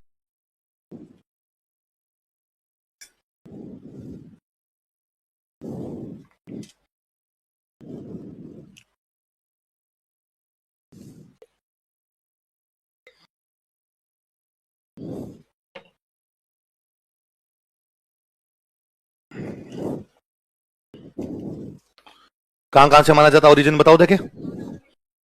कन्नौज से और दक्षिण भारत से। कन्नौज के कौन से वंश से मानते हैं? गहडवाल से। और दक्षिण भारत के कौन से वंश से मानते हैं? राष्ट्रकूट। राष्ट्रकूटों की वजह से इस जगह का नाम है महाराष्ट्र। महाराष्ट्र का वंश था राष्ट्रकूट। महाराष्ट्र और कर्नाटक वाला जो हिस्सा था इसके अंदर राष्ट्रकूट हुआ करते। कन्नौज अपने यूपी में पड़ता है, इस हिस्से के अंदर कौन हुआ करते? आपके गहडवाल। तो राठौड़ों की उत्पत्ति कहां कहां से मानी जाती है? या तो कन्नौज के गहडवाल वंश से, या दक्षिण भारत के राष्ट्रकूट वंश से। उतार लिया? लो थोड़ी सी एक बात सुनो यूं आप।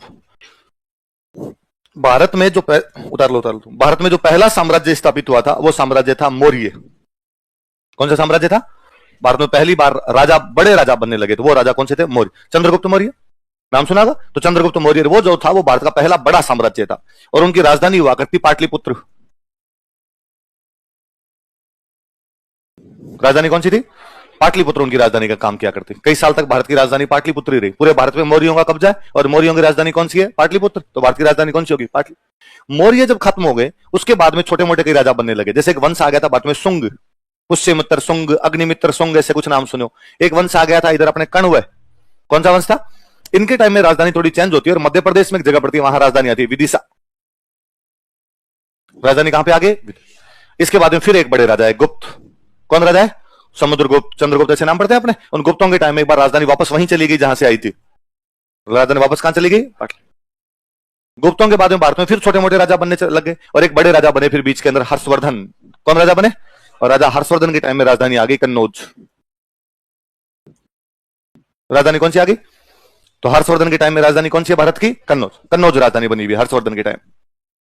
कन्नौज सेंटर बना हुआ एकदम अपना। हर्षवर्धन का राज्य इतना बड़ा तो नहीं था जितना मौर्यों का इनका था, पर हर्षवर्धन ने कम से कम नॉर्थ इंडिया पे पूरे पे कब्जा कर रखा था, और पूरे नॉर्थ इंडिया की जो राजधानी, वो राजधानी कौन सी है? कन्नौज। कौन से राजा के टाइम में? हर्षवर्धन की डेथ हो जाती है 646 में, 646 ईस्वी के आसपास में किसकी डेथ हो गई? हर्षवर्धन। अब हर्षवर्धन की जब डेथ हो गई तो उत्तर भारत में कोई बड़ा एक राजा नहीं बचा। अब कन्नौज किसका होगा? इस कन्नौज पे कब्जा करने के लिए भारत में तीन शक्तियां आपस में लड़ती है, तीन पावर लड़ती है। एक पावर अपने राजस्थान की तरफ थी इधर, जो पावर थी प्रतिहार। कौन सी पावर थी? और इनकी राजधानी थी अपने जालोर में एक जगह पड़ती है भीनमाल। कौन सी जगह है? एक पावर यहां साउथ इंडिया के अंदर है, यह पावर आपकी राष्ट्रकूट। कौन है? और इनकी राजधानी हुआ करती मान्य खेत। कौन सी राजधानी है? एक पावर हुआ करती बंगाल और बिहार में, इस पावर का नाम है पाल, और इनकी राजधानी है मुंगेर। राजधानी कौन सी है? भारत के वेस्टर्न इंडिया के अंदर एक पावर है, वो कौन सी है? प्रतिहार, जिनकी राजधानी कौन सी है? भारत के साउथ इंडिया में एक शक्ति है जिसका नाम क्या है? राष्ट्रकूट, और उनकी राजधानी कौन सी है? भारत के ईस्टर्न इंडिया में बंगाल बिहार के अंदर एक शक्ति है जिसका कौन सी है? पाल, उनकी राजधानी कौन सी है? अब इन तीनों को कन्नौज चाहिए। तीनों को क्या चाहिए? इनको अपने कन्नौज पे कब्जा करेंगे, क्योंकि भारत का राजा वही माना जाएगा जो कहां का राजा होगा? कन्नौज। और कन्नौज में हर्षवर्धन था, तब तक तो किसी की हिम्मत नहीं हुई। हर्षवर्धन के बाद कमजोर आए तो हर किसी को लगता है कि मैं कहां पे कब्जा कर लूं? कन्नौज। कन्नौज पड़ता है यूपी में। मुंगेर पड़ता है बिहार, कन्नौज कहां पड़ता है यूपी, मुंगेर कहां पड़ता है, तो मुंगेर के पास में आ गया। तो इधर से पालों का एक राजा आया धर्मपाल, कौन राजा है, और उसने आगे मुंगेर पे यहां कन्नौज पे कब्जा कर लिया। तो इन तीनों में कन्नौज में सबसे पहले कब्जा करने वाले कोई है तो वो कौन है, पाल। ये बातें पता चली प्रतिहारों को, और प्रतिहारों में राजा हुआ वत्सराज। पढ़ते आपने, मुंगेर के युद्ध में धर्मपाल को हराता है, और अपने वाला मंडोर वाला गया था कक, कौन गया था, और कक कहता मेरी वजह से जीते हैं, मैं नहीं जाता तो पार ही नहीं पड़ती, बताया था। तो इधर से प्रतिहारों का राजा आया, उसने आगे इसको पाल को भगा दिया, और पाल को भगा के यहां पे कब्जा किसने कर लिया, प्रतिहारों। तो कन्नौज पे पहले कब्जा किसका हुआ, पाल, बाद में उनको हटा के कौन आगे यहाँ पे।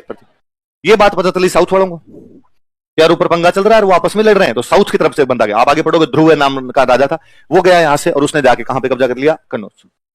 एक राउंड खत्म होता है, उस राउंड में पहले कब्जा कौन कर रहे हैं, पाल, पालों को हटा के कौन आए, प्रतिहार, प्रतिहारों को हटा के कौन आगे, और राष्ट्रकूटों ने वहां खूंटा काटा एकदम जाकर, उन्होंने कहा और है कोई, हम बैठे हैं इधर।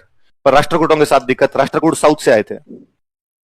राष्ट्रकूट कहां से आए थे, नॉर्थ इंडिया को और साउथ इंडिया को अलग करने के लिए बीच में एक माउंटेन रेंज है आपके, विंध्याचल, कौन सी पर्वतमाला है, विंध्याचल पर्वत। विंध्याचल पर्वतमाला अपने को काट देती है। अब तो ठीक है भाई, ट्रांसपोर्टेशन खूब सारा हो गया, तो आप नॉर्थ से साउथ इजीली चले जाते हैं, वरना बीच में जब इतने बड़े पहाड़ होंगे तो आप कैसे जाएंगे नॉर्थ से साउथ, तो नॉर्थ अलग हो जाता था और साउथ क्या हो जाता था, अलग। यहां साउथ की एक बड़ी पावर तो कौन है, लेकिन इनके अलावा यहाँ पे छोटे छोटे वंश और थे, अलग अलग कोस्टल एरिया के अंदर अलग अलग छोटे छोटे के वंश थे। ऐसे कुछ एरिया आपने नाम सुने हो, चेर, चोल, पांडे, कदम्ब, गंग, वनवासी, ऐसे कई छोटे छोटे वंश हुआ करते यहाँ पर। ये जो छोटे छोटे वंश थे, ये किससे डरा करते, तो चुपचाप बैठे रहते। लेकिन अब इनको पता चला कि आजकल राष्ट्रकूट खुद तो कहां रहते हैं, तो इन सब ने गठबंधन बनाया और माने खेत पे कब्जा कर लिया।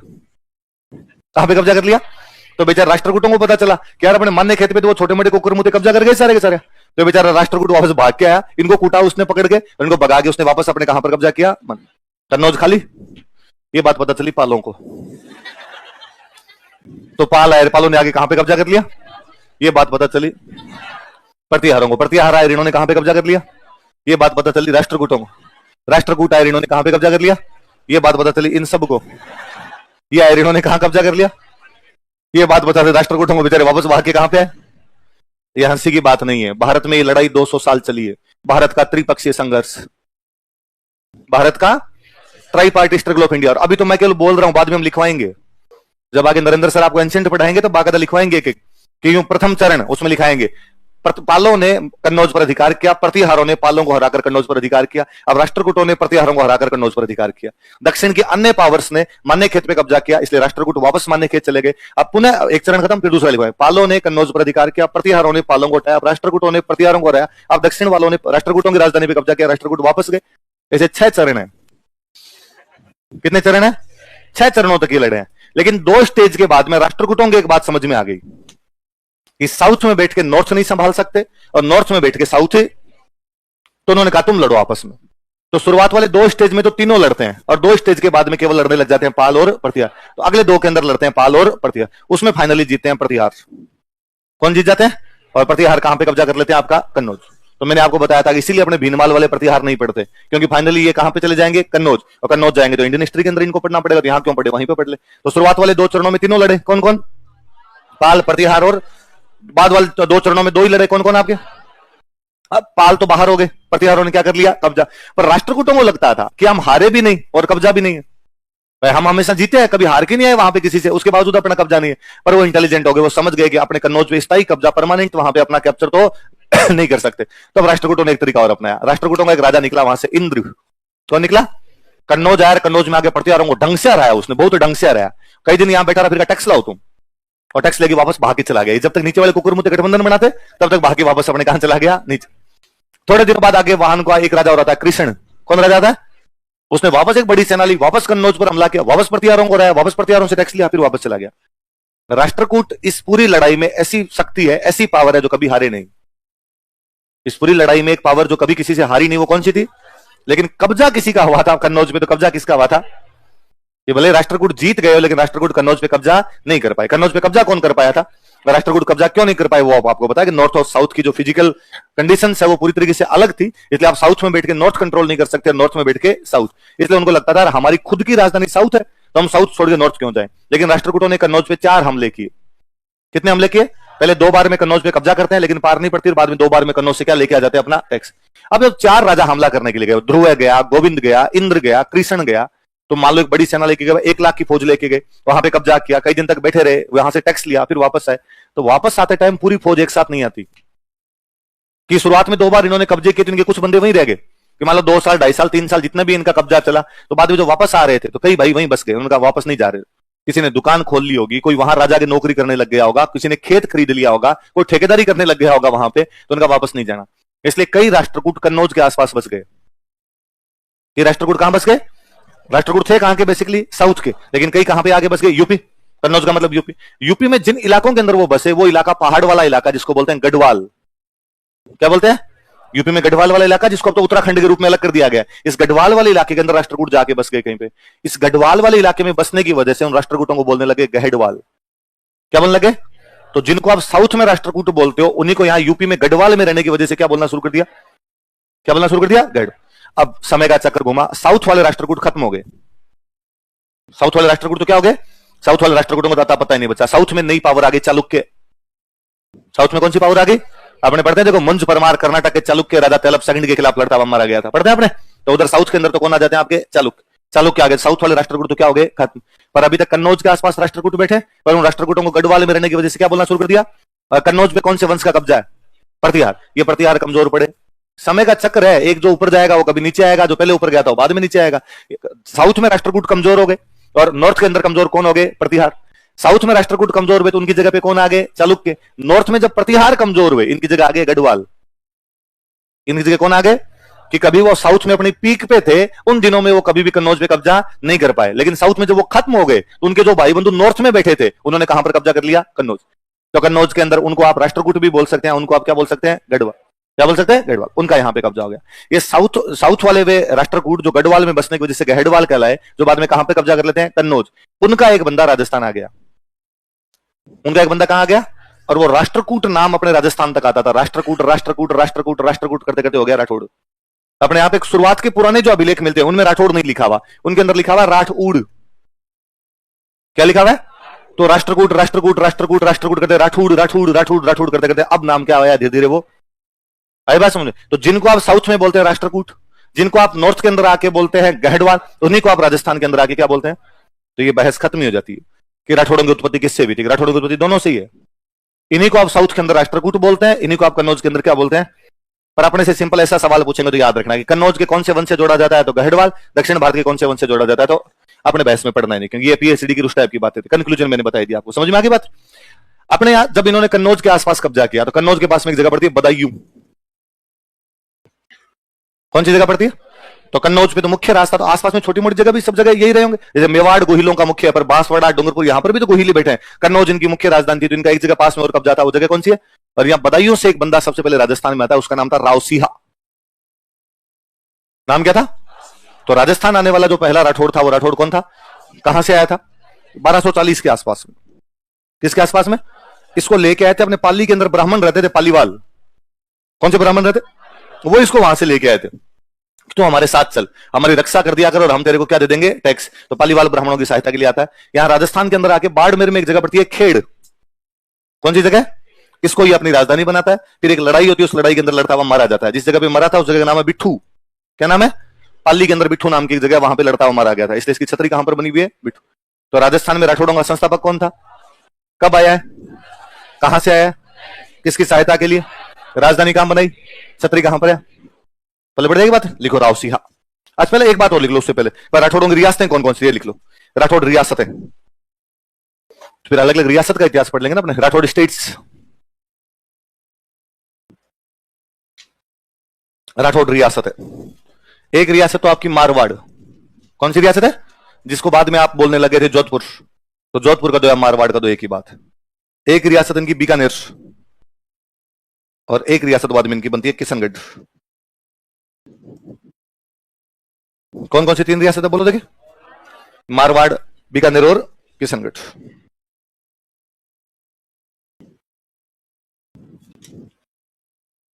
एक एक का पोस्टमार्टम करें, लिखो मारवाड़ का इतिहास, हिस्ट्री ऑफ मारवाड़। तो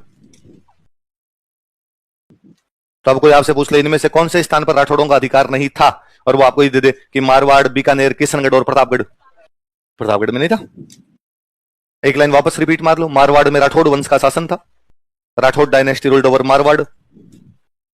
मारवाड़ में राठौड़ वंश का शासन था। Rathore dynasty ruled over Marwar. कौन से वंश का शासन था? अब पहला राजा लिख लो, राव सिंहा। ये मैंने बताया था, राजा अपने नाम क्या, कोई राव लगाता, कोई रावत लगाता, कोई रावल लगाता है ना। तो ऐसे मेवाड़ वाले नाम क्या क्या लगाते थे शुरू में? रावल, पापा रावलन। वैसे ये क्या लगाया करते थे? राव। देखो अपने वो बाबर कहता है कि सांगा के दरबार में 7 राजा 9 राव, है ना। तो राजाओं का टाइटल हुआ करता था राव। पहला बंदा लिख लो, राव सिंहा। यह राजस्थान में राठौड़ों का संस्थापक था। He was founder of Rathore in Rajasthan.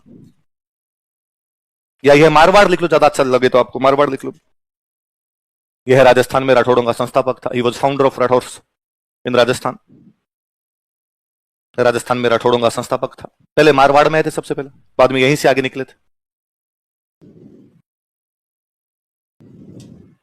अब एक बात आगे लिखो, 1240 ईस्वी में, इन 1240 AD, 1240 ईस्वी में, 1240 AD, पालीवाल ब्राह्मणों की सहायता के लिए, टू हेल्प पालीवाल ब्राह्मण्स, पालीवाल ब्राह्मणों की सहायता के लिए, टू हेल्प पालीवाल ब्राह्मण्स, पालीवाल ब्राह्मणों की सहायता के लिए, टू हेल्प पालीवाल ब्राह्मण्स, पालीवाल ब्राह्मणों की सहायता के लिए। यह बदायूं से मारवाड़ आया था। बदायूं कहां पड़ता है? यूपी। यह बदायूं से मारवाड़ आया था। He came to Marwar from Badaun. यह बदायूं से मारवाड़ आया था। He came to Marwar from Badaun. यह बदायूं से मारवाड़ आया था। He came to Marwar from Badaun. देखो राजधानी खेड़, कैपिटल खेड़। बाड़मेर में एक जगह पड़ती है, राजधानी खेड़। राजधानी कौन सी है? खेड़। छतरी, बिठू, सेनेट ऑफ बिठू पाली में जगह पड़ती है। तो राजधानी तो कौन सी है? खेड़। और छतरी कहां पर बनी हुई इसकी? बिठू।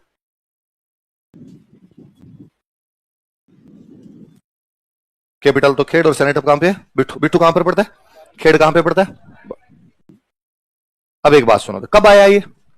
1240। और हम कह रहे हैं कि राजस्थान में राठौड़ों का संस्थापक। इसका मतलब ये पहला बंदा, राठौड़ों का पहला बंदा जो राजस्थान आया वो कौन है? राव सिंहा। और कब आया? 1240। कहां से आया? बदायूं। कहां से आया? और हमने तो अभिलेख पढ़ा था, हस्तिकुंडी।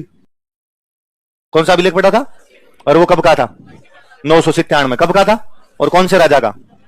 धवल राठौड़। क्या नाम है उसका? इसका राठौड़ तो राजस्थान में बैठे हैं। अभी हम करेंगे राव सिंहा राजस्थान के राठौड़ों का संस्थापक है, और धवल राठौड़ कह रहा है कि मैं हूं। ध्यान किधर है भाई साहब? हीरो इधर है। और अगर मैं कोई कमजोर आदमी नहीं हूं, मैं शक्तिशाली हूं। और मैंने धरणीवरा को शरण दी है, मैंने मेवाड़ वाले शक्ति कुमार को बचाया है। बताता हो? इसका मतलब राजस्थान में राठौड़ तो बैठे थे। पर अभी तक अपने इतिहासकार ये कनेक्शन नहीं समझ पाए कि भाई बाद में अपने सारे इतिहासकारों ने ये लिखा, बाद में अपने जितने राजस्थान में राठौड़ राजा भी, उन्होंने कहा कि हम राव सिंहा की संतान है। किसकी संतान है? तो यदि तुम राव सिंहा की संतान हो तो राव सिंहा तो कब आया था? 1240 के आसपास आया था। तो वो जो हस्तिकुंडी अभिलेख वाला धवल राठौड़ बैठा वो कौन है? फिर वो क्या कर रहा है यहां पे? फिर उस धवल राठौड़ के बाद में यहां कौन बना था उसके बारे में भी अपने पास में कोई जानकारियां? क्या राव सिंहा से पहले वाले जो राठौड़ थे उनका कोई इतिहास, उनकी कोई वंशावली कुछ मिलती है? नहीं। धवल राठौड़ के अभिलेख के अलावा हमारे पास में और कोई भी जानकारी उनके बारे में, इसलिए हम अभी तक ये कनेक्शन नहीं बिठा पाए कि धवल राठौड़ और राव सिंहा में आपस में क्या रिश्ता है, कि पहले वाले राठौड़ और जो बाद वाले राठौड़ है इनके अंदर आपस में क्या रिलेशन है। फिर बीच की सी मोटा मोटी सी बात यह है कि साउथ इंडिया की एक बहुत बड़ी शक्ति है राष्ट्रकूट। बहुत बड़ी शक्ति कौन है? और राष्ट्रकूटों ने कब्जा कर लिया कन्नौज। अब बता रहा था मैं थोड़ी देर पहले, त्रिपक्षीय संघर्ष। राष्ट्रकूट शुरुआत में कहां पर कब्जा कर लेते हैं? कन्नौज। कन्नौज उत्तर भारत की राजधानी है। कन्नौज पे कब्जा करने का मतलब है पूरे उत्तर भारत का टैक्स कौन ले रहे हैं? अब राष्ट्रकूट। तो उत्तर भारत का टैक्स यदि राष्ट्रकूट ले रहे हैं तो राजस्थान का टैक्स भी कौन ले रहे हैं? राष्ट्रकूट। और राजस्थान में उन्होंने जिस बंदे को अपना टैक्स लेने के लिए भेज रखा वो बंदा धवल राठौड़ है। वो बंदा कौन है? अब यदि वो राष्ट्रकूटों का भाई है, राष्ट्रकूटों ने अपने किसी भाई को भेजा होगा, राष्ट्रकूटों ने अपने किसी भाई को यहां पे भेज रखा है, तो वो शक्तिशाली होगा कमजोर होगा? राष्ट्रकूट साउथ के होके नॉर्थ पे कब्जा किए बैठे हैं, पूरे नॉर्थ से टैक्स ले रहे हैं, इसका मतलब शक्तिशाली है। तो धवल राठौड़ यहां शक्तिशाली बंदा है, यहां पाली बैठा हुआ अपने, और पाली से यहां से टैक्स लेता है और वो शक्तिशाली है। तो परमार धरणीवरा भी भाग के उसके पास में आता है और गुहिल शक्ति कुमार भी भाग के उसके पास में आता है। तो उसके बाद में वो कहां चले गए? जब साउथ में राष्ट्रकूट खत्म हो गए तो क्या नॉर्थ में जो राष्ट्रकूट या उनके भाई जिनको हम राठौड़ करें बैठे थे, इनको कोई टैक्स देगा? टैक्स जोर के दम पे लिए जाते हैं। तो जब तक राष्ट्रकूट ताकतवर थे वहां पे कन्नौज में, जब तक राष्ट्रकूट ताकतवर थे साउथ में, तब तक यहाँ जो पाली में धवल राठौड़ ये बैठे या धवल राठौड़ के बेटे पोते जो भी उन्होंने टैक्स लिया होगा, टैक्स लाओ, और टैक्स नहीं दिया तो बुलाए भाइयों को नीचे से। तो साउथ में बैठे राष्ट्रकूट आएंगे, इसलिए राजस्थान वाले चुपचाप उनको क्या दिया करते टैक्स। फिर राजस्थान वालों को पता चला कि इनके भाइयों को कूट काट के चालुक्यों ने खत्म कर दिया, तो पड़े जो धवल राठौड़ के आगे वाले जो आए होंगे इनको राजस्थान वालों ने पीट पाट के निकाल दिया।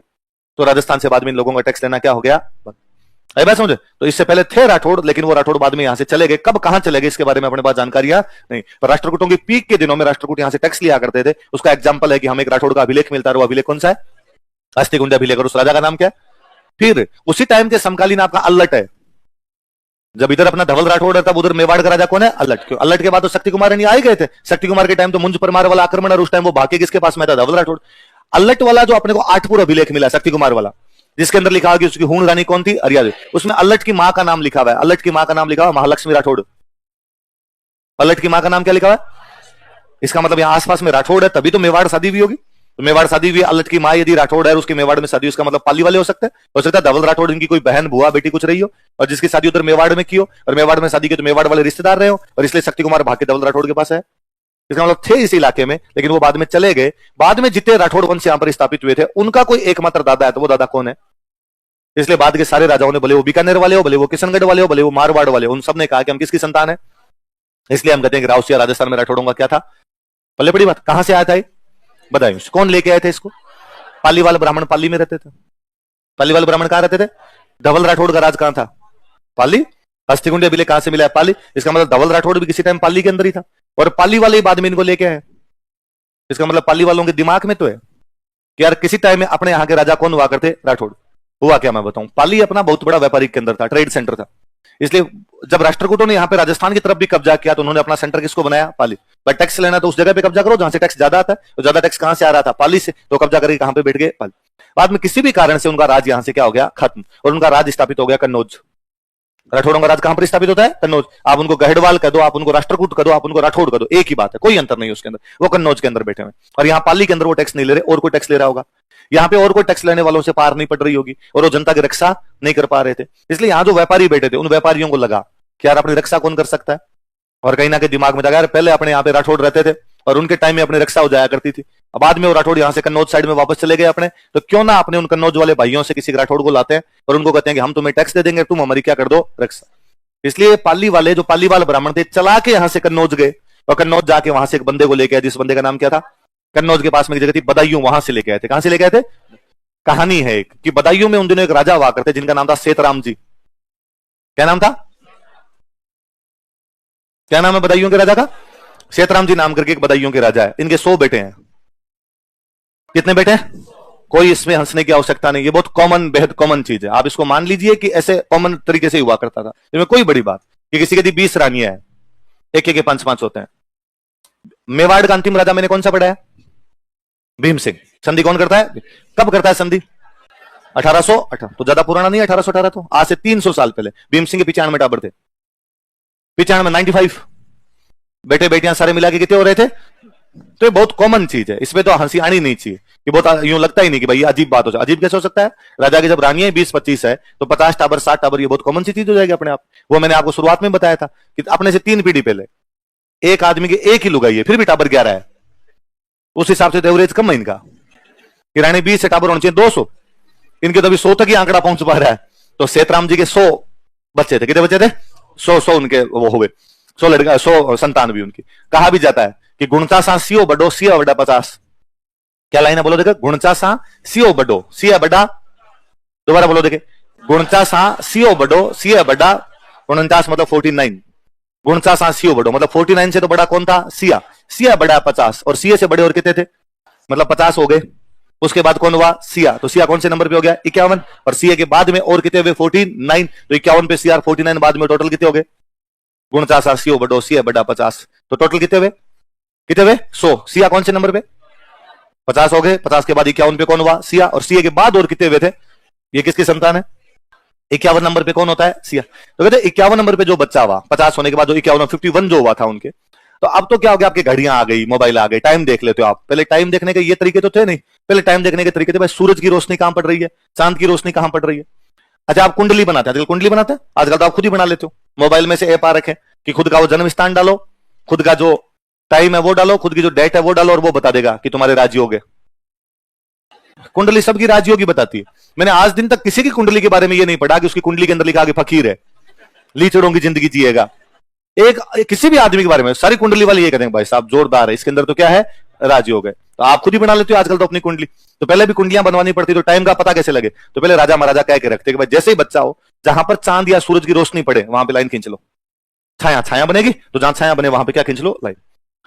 जब ये 51 नंबर वाला सेतराम जी की 51 नंबर का जब बच्चा होने वाला था, तो कहा कि भाई बच्चा होते वो लाइन खींचना है, तो ठीक है। तो जो बच्चा करवाने वाली महिला, डिलीवरी करवाने वाली जो महिला थी, नर्स बोलते हो आजकल आप, गांव बोलते हैं दाई, दाई दाई बोलते हैं, दाई। इस दाई से शब्द बना दहाए। दाई से क्या शब्द बना, या दहाई से शब्द क्या बना है, दाई। वे महिलाएं जो बच्चे करवाती, बच्चों का लालन पालन करती, उनको बोलते हैं दहाए। क्या बोलते हैं? और बच्चे का लालन पालन करने वाली तो मां के समान है, इसलिए अपने बोलते हैं दाई मां। तो पन्ना दहाई, नोजूबाई दहाई, ये सब बोलते हैं, तो ये दहाई मां हुआ करती सारी की सारी। तो जो डिलीवरी वाली महिला थी, जो दहाई मां थी, उसको कहा हुआ था कि भाई बच्चा होते लाइन खींचना, वो बेचारी लाइन खींचनी भूल गई। बच्चा हुआ, उसके वो लगी होगी उस कामकाज के अंदर, और वो लाइन भूल ही गई। और उसके 15-20 मिनट बाद में अरे लाइन नहीं खींची, राजा आते पूछेगा लाइन कहां पे, और उसने 20 मिनट बाद में जाके लाइन खींच दी।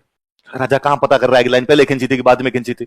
पर अपने ग्रह नक्षत्र तो कहते हैं कि साहब 1 मिनट का भी फर्क आ जाए तो आपके ग्रह नक्षत्र क्या हो जाते हैं, चेंज हो जाते। अब राजा को पता चला कि तुम्हारे बेटा हुआ है, राजा पंडित जी को लेके आया। राजा ने पंडित जी का, पंडित जी लाइन देखो और लाइन देख के बताओ कि भाई बेटे का भाग्य क्या है। और पंडित जी ने लाइन देखी, पंडित जी ने लाइन देख के कहा कि बच्चा बहुत गलत टाइम में पैदा हुआ है। यदि इस बच्चे का मुंह इसके बाप ने देख लिया तो बाप मर जाएगा। बाप क्या हो जाएगा? तो सेतराम जी ने कहा मेरे देखना जरूरी थोड़ी है भाई, पहले मेरे कौन से कम है और आगे कौन से कम पड़ जाएंगे, इतना तो खुद पे कॉन्फिडेंस है मेरे को, और इसका मुंह देखने की आवश्यकता। और उन्होंने बुलाए हत्यारे, बुलाए जल्लाद, मारने वाले जो लोग होते हैं उनको क्या बोलते हैं, जल्लाद बुलाए। और उन जल्लादों को आगे इसको जंगल में लेके जाओ, जंगल में जाके मार दो इसको। 1 दिन का बच्चा अभी अभी पैदा हुआ है, जल्लाद लेके गए जंगल में, और जंगल में जाके जब मारने लगे तो उन जल्लादों का बेचारों का जीव मना रहे। उनको लगा यार 1 दिन का टाबर है, जिलफ है, मारा कैसे जाए अपने हाथ से। जो अगर नहीं मारेंगे, राजा के पास गए तो राजा अपने को मार देगा कि मैंने आपको ऑर्डर दिया था, तुमने ऑर्डर का पालन नहीं किया, तो क्या करें। तो एक जल्लाद ने कहा एक काम करते हैं, किसी पशुओं की कोई गुफा बनी हुई थी, जंगली जानवरों की जो गुफा है उसमें फेंक देते हैं, जंगली जानवर खा जाएंगे अपने आप ही, तो अपने भी पाप नहीं लगेगा और राजा अपने को दंड भी नहीं देगा। तो एक गुफा थी, उस गुफा के अंदर फेंक के चले गए उस बच्चे को। वैसी कहानी है कि इस गुफा के अंदर और एक शेरनी थी, उस शेरनी ने उसी दिन एक बच्चे को जन्म दिया था, और माँ बेटी दोनों सो रहे थे। उस बच्चे को उन्होंने फेंका तो लुढ़कता लुढ़कता उनके पास में जाके गिर गया। शेरनी जब खड़ी हुई तो उसको लगा मेरे 2 बच्चे हैं, तो उसने दोनों का लालन पालन करना शुरू कर दिया। डार्विन एक वैज्ञानिक हुआ है, डार्विन एक सिद्धांत देता है, अनुकूलन का सिद्धांत। कौन सा सिद्धांत है? बंदा जिस वातावरण में रहेगा उस वातावरण को एडॉप्ट कर लेगा। क्या कर लेगा? उस वातावरण को। अब वो शेर और शेरनी के साथ में रह रहा था तो उनकी तरह हो गया, वो हाथों को पैरों की तरह इस्तेमाल करता, वैसे चलता हूं। अब वो शेर शेरनी के साथ में कच्चा मांस ही खाता। अब वो बच्चा उनके साथ में रहे। इधर अपने पाली के अंदर है पालीवाल ब्राह्मण। इन पालीवाल ब्राह्मणों को अपनी रक्षा के लिए किसी बंदे की आवश्यकता है। ये उधर कन्नौज की तरफ बदायूं जा रहे हैं कि बदायूं से किसी बंदे को लेके आएंगे, इसको राजा बनाएंगे, हम उसको टैक्स देंगे, वो हमारी क्या करेगा, रक्षा। जब वो बदायूं के जंगलों से गुजर रहे थे तब उन्होंने एक भयंकर वाला कारनामा देखा कि 5 शेर आपस में लड़ रहे हैं। कितने शेर लड़ रहे हैं? उन शेर में एक शेर आदमी है, और वो जो आदमी शेरों की तरह लड़ रहा है वो उन जिम जीत रहा है, वो उन बाकी चारों शेरों को पीट रहा है, और उसने एक शेर का पंजा पकड़ रखा है, पंजा पकड़ के उछाल रहा है उसको, और दूसरे शेर को यूं मार रहा है इधर। और उनको लगा रहा ये क्या है, मतलब है तो आदमी पर चलता शेरों की तरह, हाथों को भी पैरों की तरह इस्तेमाल कर रहा है, गुर्रा रहा है, दांत निकले हुए हैं, बाल एकदम यूं बढ़े हुए हैं इसके। ये भयंकर कोतक है, और ये अपनी तरफ नहीं देख ले कहीं, तो वो बेचारे भाग गए वहां से। आगे बदायूं पहुंचे, बदायूं के राजा कौन है, और उन्होंने सेतराम जी को जाकर कहा कि सेतराम जी आपके जंगलों में एक भयंकर कोतक देखा हमने आज। क्या देख के है कि वहां 5 शेर लड़ रहे थे, 5 शेर में एक आदमी है, और वो आदमी उन 4 शेरों को पीट रहा है, पर वो रता शेरों की तरह है, वैसे गुर्रा रहा है, वैसे चल रहा है वो। सेतराम जी ने कहा मैं ही मिला मजाक करने के लिए, और कोई मिला ही नहीं था। तो अरे सर सच में आपको उसकी सौगन है, हम ये सब देख के आए हैं। वो तो ये बात कह के चले गए। अब ये बात पूरे जंगल, वो उस शहर के अंदर फैली, पूरे राज्य में फैली कि यार इस प्रकार जंगल में ये है, जंगल में एक आदमी है, शेरों के साथ रहता है।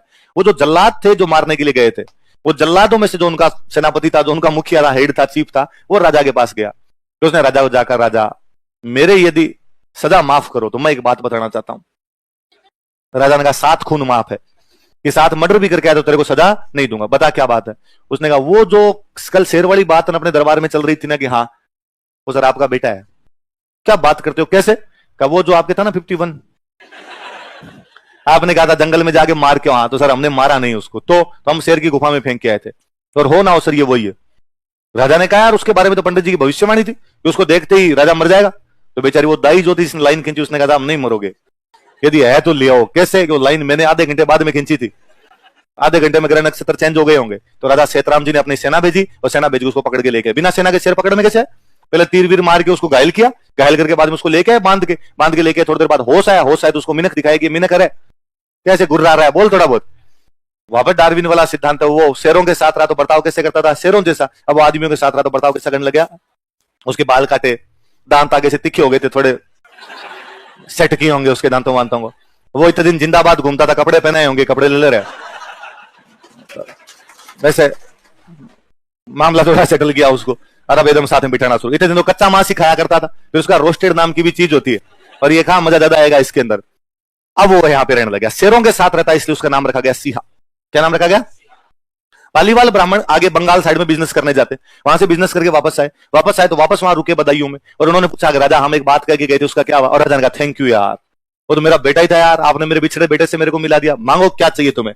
तो उन्होंने कहा सर हमारे वहां रक्षा करने के लिए कोई एक बंदा चाहिए, आपका बंदा भेज दो, वो हमारी रक्षा कर लेगा। और राजा ने कहा ले जाओ, मेरे किसी भी सेनापति को लेके चले जाओ, किसी भी बेटे को लेके चले जाओ, खूब सारे बेटे हैं मेरे। तो उन्होंने कहा किसी को नहीं, इसको भेज, ये जो इसको भेज। तो कहते वो पालीवाल ब्राह्मण राव सिंहा को लेके आए थे। तो राव सिंहा सबसे पहले जब अपने यहां पर आया था तो कहते हैं 140 आदमी लेके आया था अपने साथ। कितने आदमी लेके आया? तो अपने पुरानी किताबों में लिखा हुआ है कि राव सिंहा 27 घुड़सवारों के साथ राजस्थान आया। 27 7 बार 20 7 बार 20 20 20 20 7 टुकड़ियां, 27 मतलब 140, 28 मतलब 160। और गांव में आज दिन तक गिनती ऐसे करते हैं, गांव में जिनके पास भी भेड़ बकरियां उनकी गिनती सुन लेना कभी, उनको पूछना कि कितनी भेड़े हैं, कहीं 8 बीसी है मतलब 160 है, 9 बीसी है मतलब 180 है। तो 20 वाली गिनतियां आज भी चलती रहती है गांव के अंदर। तो वो 27 घुड़सवारों के साथ राजस्थान आया। 27 घुड़सवार मतलब कितने लोग हो गए? और यहां आने के बाद पालीवाल ब्राह्मणों की सहायता के लिए उसने खेड़ के अंदर अपनी राजधानी बनाई। एक किसी युद्ध में उनकी तरफ से लड़ रहा था, वो बिट्ठू में लड़ता हुआ मारा गया, तो बिट्ठू में उसकी क्या बनाई हुई है? पहले बड़ी बात है। कहानी तो यहां पे आगे खत्म हो जाती है। इस प्रकार की कहानी है, एक बहुत पॉपुलर कहानी है, आपने पता नहीं सुनी कि नहीं सुनी होगी। बाकी मेरी ये कहानी बहुत अर्ली एज मतलब दूसरी तीसरी क्लास में सुनी हुई है। घरों के अंदर सुनाते थे कि अपने मारवाड़ में एक राजा हुआ था, और राजा इस प्रकार शेरों के साथ में रहा था, इसलिए उसका नाम क्या था? सिंहा। इस कहानी के ऊपर जोधपुर वाले किले के अंदर एक पेंटिंग लगी हुई है। जोधपुर मेहरानगढ़ का किला है, उस मेहरानगढ़ किले में एक पेंटिंग है, जिस पेंटिंग के अंदर 5 शेर लड़ रहे हैं। उन 5 शेरों में एक शेर आदमी है, और वो यहां पे लड़ रहा है। अब वो पेंटिंग यहाँ कई सालों से लगी हुई थी, किसी राजा ने बनवा ली, भाई हमारा पूर्वज कौन था? राव सिंहा, तो उसकी पेंटिंग लगा दो। तो यहाँ पे पेंटिंग लगी उसकी। अंग्रेजों का जब राज आ गया तो एक अंग्रेजों का एक बंदा अपने जोधपुर के किले में खूब साल तक रुक के गया, 2-3 साल रुक के गया। उस बंदे का नाम था रुडयार्ड किपलिंग। क्या नाम था बंदे का? Rudyard Kipling. इस किले के अंदर रुक के गया, और उसने पेंटिंग देखी। उसने पेंटिंग देखा, ये क्या भाई, तुम्हारे शेरों के साथ में आदमी लड़ रहा है, ऐसा कैसे हो सकता है? और अपने वालों का चुप, शेर शेर मत कर, राव सिंह जी हमारे पूर्वज है, ढंग से नाम ले, सियाजी महाराज बोल पूरा का पूरा। तो कौन थे? तूने कहा हम राठौड़ों की उत्पत्ति इनसे मानी जाती है, राजस्थान वालों की, तो और ये हमारे पहले आदमी थे, तो ये ऐसे कैसे है? तो उसने कहा ये शेरों के साथ रहते इसलिए नाम सिंह। और उसने पूरी कहानी जो मैंने आपको सुनाई मांड के, उसको सुना रुडयार्ड किपलिंग।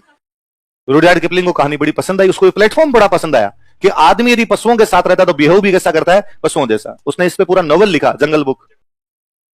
कौन सा नॉवेल लिखा? और जंगल बुक का मुख्य कैरेक्टर आपका मोगली, और मोगली यही तो कर रहा है। मोगली आदमी है और किसके साथ में रहता है? पशुओं के। और वो मोगली कितना हिट हुआ कि जंगल बुक को 1907 में साहित्य का नोबेल पुरस्कार मिला। पहला अंग्रेज जिसको लिटरेचर में नोबेल मिला था वो रुडयार्ड किपलिंग है। वो पहली बुक अंग्रेजी में जिसको साहित्य के अंदर नोबेल मिला था वो कौन सी है? जंगल बुक। 2012 में हॉलीवुड वालों ने इस पर मूवी बनाई और ऑस्कर जीत गए। ऑस्कर मिला उस मूवी को, मतलब जंगल बुक को नोबेल मिला हुआ है, जंगल बुक मूवी है उसको क्या मिला हुआ है? ऑस्कर। मोगली कैरेक्टर इतना फेमस हुआ कि बच्चे बच्चे आप गीत गाते हो कि जंगल जंगल बात चली है, चड्डी पहन के फूल खिला। हाँ? सब जानते हैं मोगली के बारे में, हम ये नहीं जानते हो मोगली हमारा राव सिंहा है कि हमारे एक बंदे पे अंग्रेज बेच खाए, वो उस पे नोबेल जीत गए, वो उन पे बुक लिख के कोई ऑस्कर मूवी बना के ऑस्कर जीत गए, और हम हमारे बंदे के बारे में नहीं जानते। हमें मार्केटिंग नहीं आती है। अंग्रेजों की मार्केटिंग बहुत अच्छी है। हमारी मैं कहता हूं ये कहानी में दूसरी तीसरी में सुनी हुई है। टीवी तो 2004 में देखा होगा हमने तो पहली बारी कि 2004 तक गांव में लाइट ही नहीं थी, तो मोगली वोगली के बारे में तो जानते ही नहीं थे, जबकि मैं इस कहानी के बारे में बहुत अर्ली से जानता था। तो बाद में जब मोगली के कैरेक्टर के बारे में जानने लगा तो मोगली आदमी था और शेरों के साथ जंगल के अंदर रहा करता था। ये तो सियाजी वाली कहानी है साहब साहब। फिर धीरे धीरे और बड़े हुए तो पता चला कि रुडयार्ड किपलिंग की बुक है। फिर और पता चला कि रुडयार्ड किपलिंग तो अपने जोधपुर ही रह के गया था। फिर और पता चला कि तो अपने जोधपुर की पेंटिंग है साहब साहब। और ये रुडयार्ड किपलिंग कहानी चुरा गया अपनी पूरी की पूरी, और अपने सारे टाबर मोगली गा रहे हैं। आज की बात ध्यान रखना, वो कौन है? अपने सियाजी महाराज। सिया नहीं, सियाजी महाराज। अपने तो ढंग से नाम ले कम से कम। चलो अगला राजा लिखो।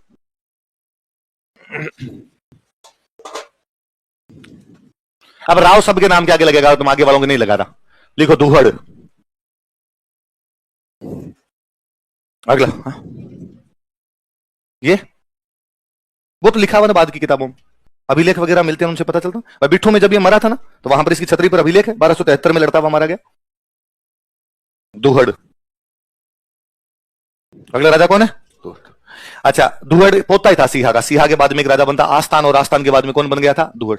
तो जब दुहड़ इधर, ये टाबर था दुहड़, तो दुहड़ अपने ननिहाल गया हुआ था एक दिन, तो ननिहाल में इसके जो मामा जी वाले ने बैठे थे, उन्होंने इसके साथ मजाक की और उन्होंने इसको चिढ़ाया कि तुम कौन हो रहे, हमारे राजस्थान वालों में तुम्हारी शक्ल मिलती नहीं, कितने काले हो रहे तुम। तो कर्नाटक के थे सारे, साउथ इंडियन थे, तो अपने आप शक्ल वैसी, चपटे नाक, सीधा तुम्हारा पीछे से सिर, रंग तुम्हारा काला, राजस्थान में से लोग होते ही नहीं, कहां से आए तुम लोग? तो उसने कहा नहीं नहीं हम यहीं के हैं, हम तो मारवाड़ के हैं। तो तुम मारवाड़ के, तो बता तुम्हारी कुलदेवी कौन सी है? तो टाबर वापस पीछे हटा, उसने कहा ये तो नहीं पता कुलदेवी कौन सी। तो भगवान जाने कौन हो, यहां पर आके हमारे बीच में आके बैठ गए। तो वो अपनी माँ के पास जाके रोया, और उसने अपनी माँ को जाकर कि माँ हमारी कुलदेवी कौन सी है? तो माँ ने कहा बेटा तुम्हारी कुलदेवी नागणेची माता है। कौन सी तुम्हारी कुलदेवी? तो मम्मी वो कहां पे है? कहा बेटा बहुत दूर है तुम्हारी कुलदेवी। कहां पे है? तो वो कर्नाटक है। वो कहां पर है? तो वो वहां इतनी दूर क्यों? बेटा तुम वहीं से आए थे, इसलिए जो तुम्हारा रूप रंग है ना, ये वहां से है, वहां से साथ में लेके आए हो तुम। अब वो तब तो ताबर था, चुप हो गया। वो जब बड़ा हुआ तो उसके मन में था कि हमारे पास हमारी कुलदेवी नहीं है, इसलिए हर कोई आगे आनिया बानिया कह के चला जाता कि तुम लोग हो कौन। इसलिए बड़ा होने के बाद जब वो राजा बना, तो उसने कहा सबसे पहले तुम्हें क्या लेके आऊंगा हमारी। तो कहां गया, किसकी मूर्ति लेके आया? फिर अपने माताजी वाली ज्यादातर कहानियों का एक प्रकार की कहानी है कि जब वो माताजी की मूर्ति वहां से लेके चला, तो माताजी ने कहा कि जहां तक तू बिना पीछे मुड़े चलता जाएगा वहां तक तेरे साथ जाऊंगी, जहां पर तू मुड़ जाएगा वहां पर मैं रुक जाऊंगी, आगे नहीं जाऊंगी। उसको अपनी राजधानी आना, राजधानी है खेड़। राजधानी कौन सी है? खेड़ के पास पहुंचते पहुंचते वहां से कई दिनों तक चलते रहे। खेड़ के पास पहुंचने वाले थे, उससे पहले दिन वहां पे रात हो गई। रात हो गई तो एक जगह पे रुक गए, एक पहाड़ पे रुक गए कि चलो कल चलेंगे खेड़ की तरफ। सुबह जब वो उठा तो गलती से पीछे मुड़ गया, उसको स्थान का पता रहा नहीं, भाई इधर जाना अपने को, गलती से सुबह सुबह उठा तो पीछे देख लिया। तो माता जी ने कहा कि अब मैं आगे नहीं जाऊंगी, मैं तो इस पहाड़ पे ही रहूंगी। तो खेड़ के पास एक पहाड़ पे उसने माता जी का मंदिर बनवा दिया। कौन सी माता जी का? नागणची माता का मंदिर बना, इसलिए उस पहाड़ वाले गांव का नाम पड़ गया नागणा। क्या नाम पड़ गया? तो अब कोई पूछे राठौड़ों की कुलदेवी कौन सी है, उनका मंदिर कहां पे? यदि खेड़ बाड़मेर में तो नागणा उसके पास में, तो कहां पर होगा? बाड़मेर के अंदर। ये मूर्ति लाया कौन था? पल्ले पड़ेगी बात। कर्नाटक से अपनी कुलदेवी नागणची माता की मूर्ति लेकर आया था। He brought idol of his client that is नागणची माता from कर्नाटका। कर्नाटक से अपनी कुलदेवी नागणची माता की मूर्ति लेकर आया था। He brought idol of his client that is नागणची माता from कर्नाटका। कर्नाटक से अपनी कुलदेवी नागणची माता की मूर्ति लेकर आया था। He brought idol of his client that is नागणची माता from कर्नाटका। कर्नाटक से अपनी कुलदेवी नागणची माता की मूर्ति लेकर आया था। He brought idol of his client that is नागणची माता from कर्नाटका। तथा नागाना में इन्हें स्थापित करवाया, तथा नागाना में इसे स्थापित करवाया and placed it at Nagana. तथा नागाना में इसे स्थापित करवाया and placed it at Nagana. And placed it at Nagana. तथा नागाना में इसे स्थापित करवाया। नागाना खेड़ कहां पे है? तो नागाना कहां होगा? उसके पास में होगा, तो फिर बाड़मेर में होगा। नागाना में इसे स्थापित करवाया। तो मूर्ति कहां से लेके आया था? यदि मूर्ति कर्नाटक से आई है तो यह बात स्वतः सिद्ध है, हैंस प्रूव्ड है कि ये लोग राष्ट्रकूट है। ये लोग क्या है?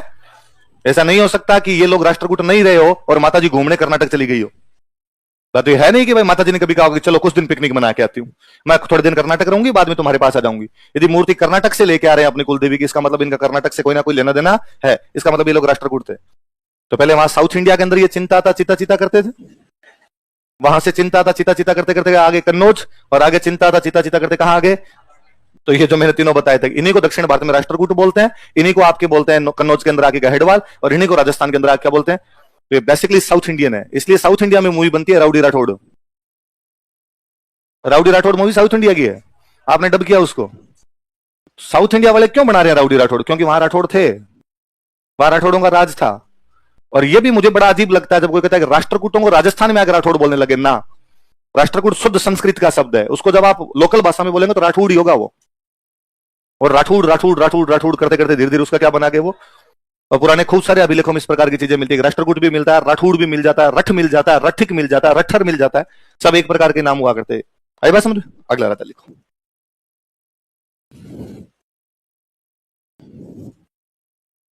लिखो मल्लीनाथ जी।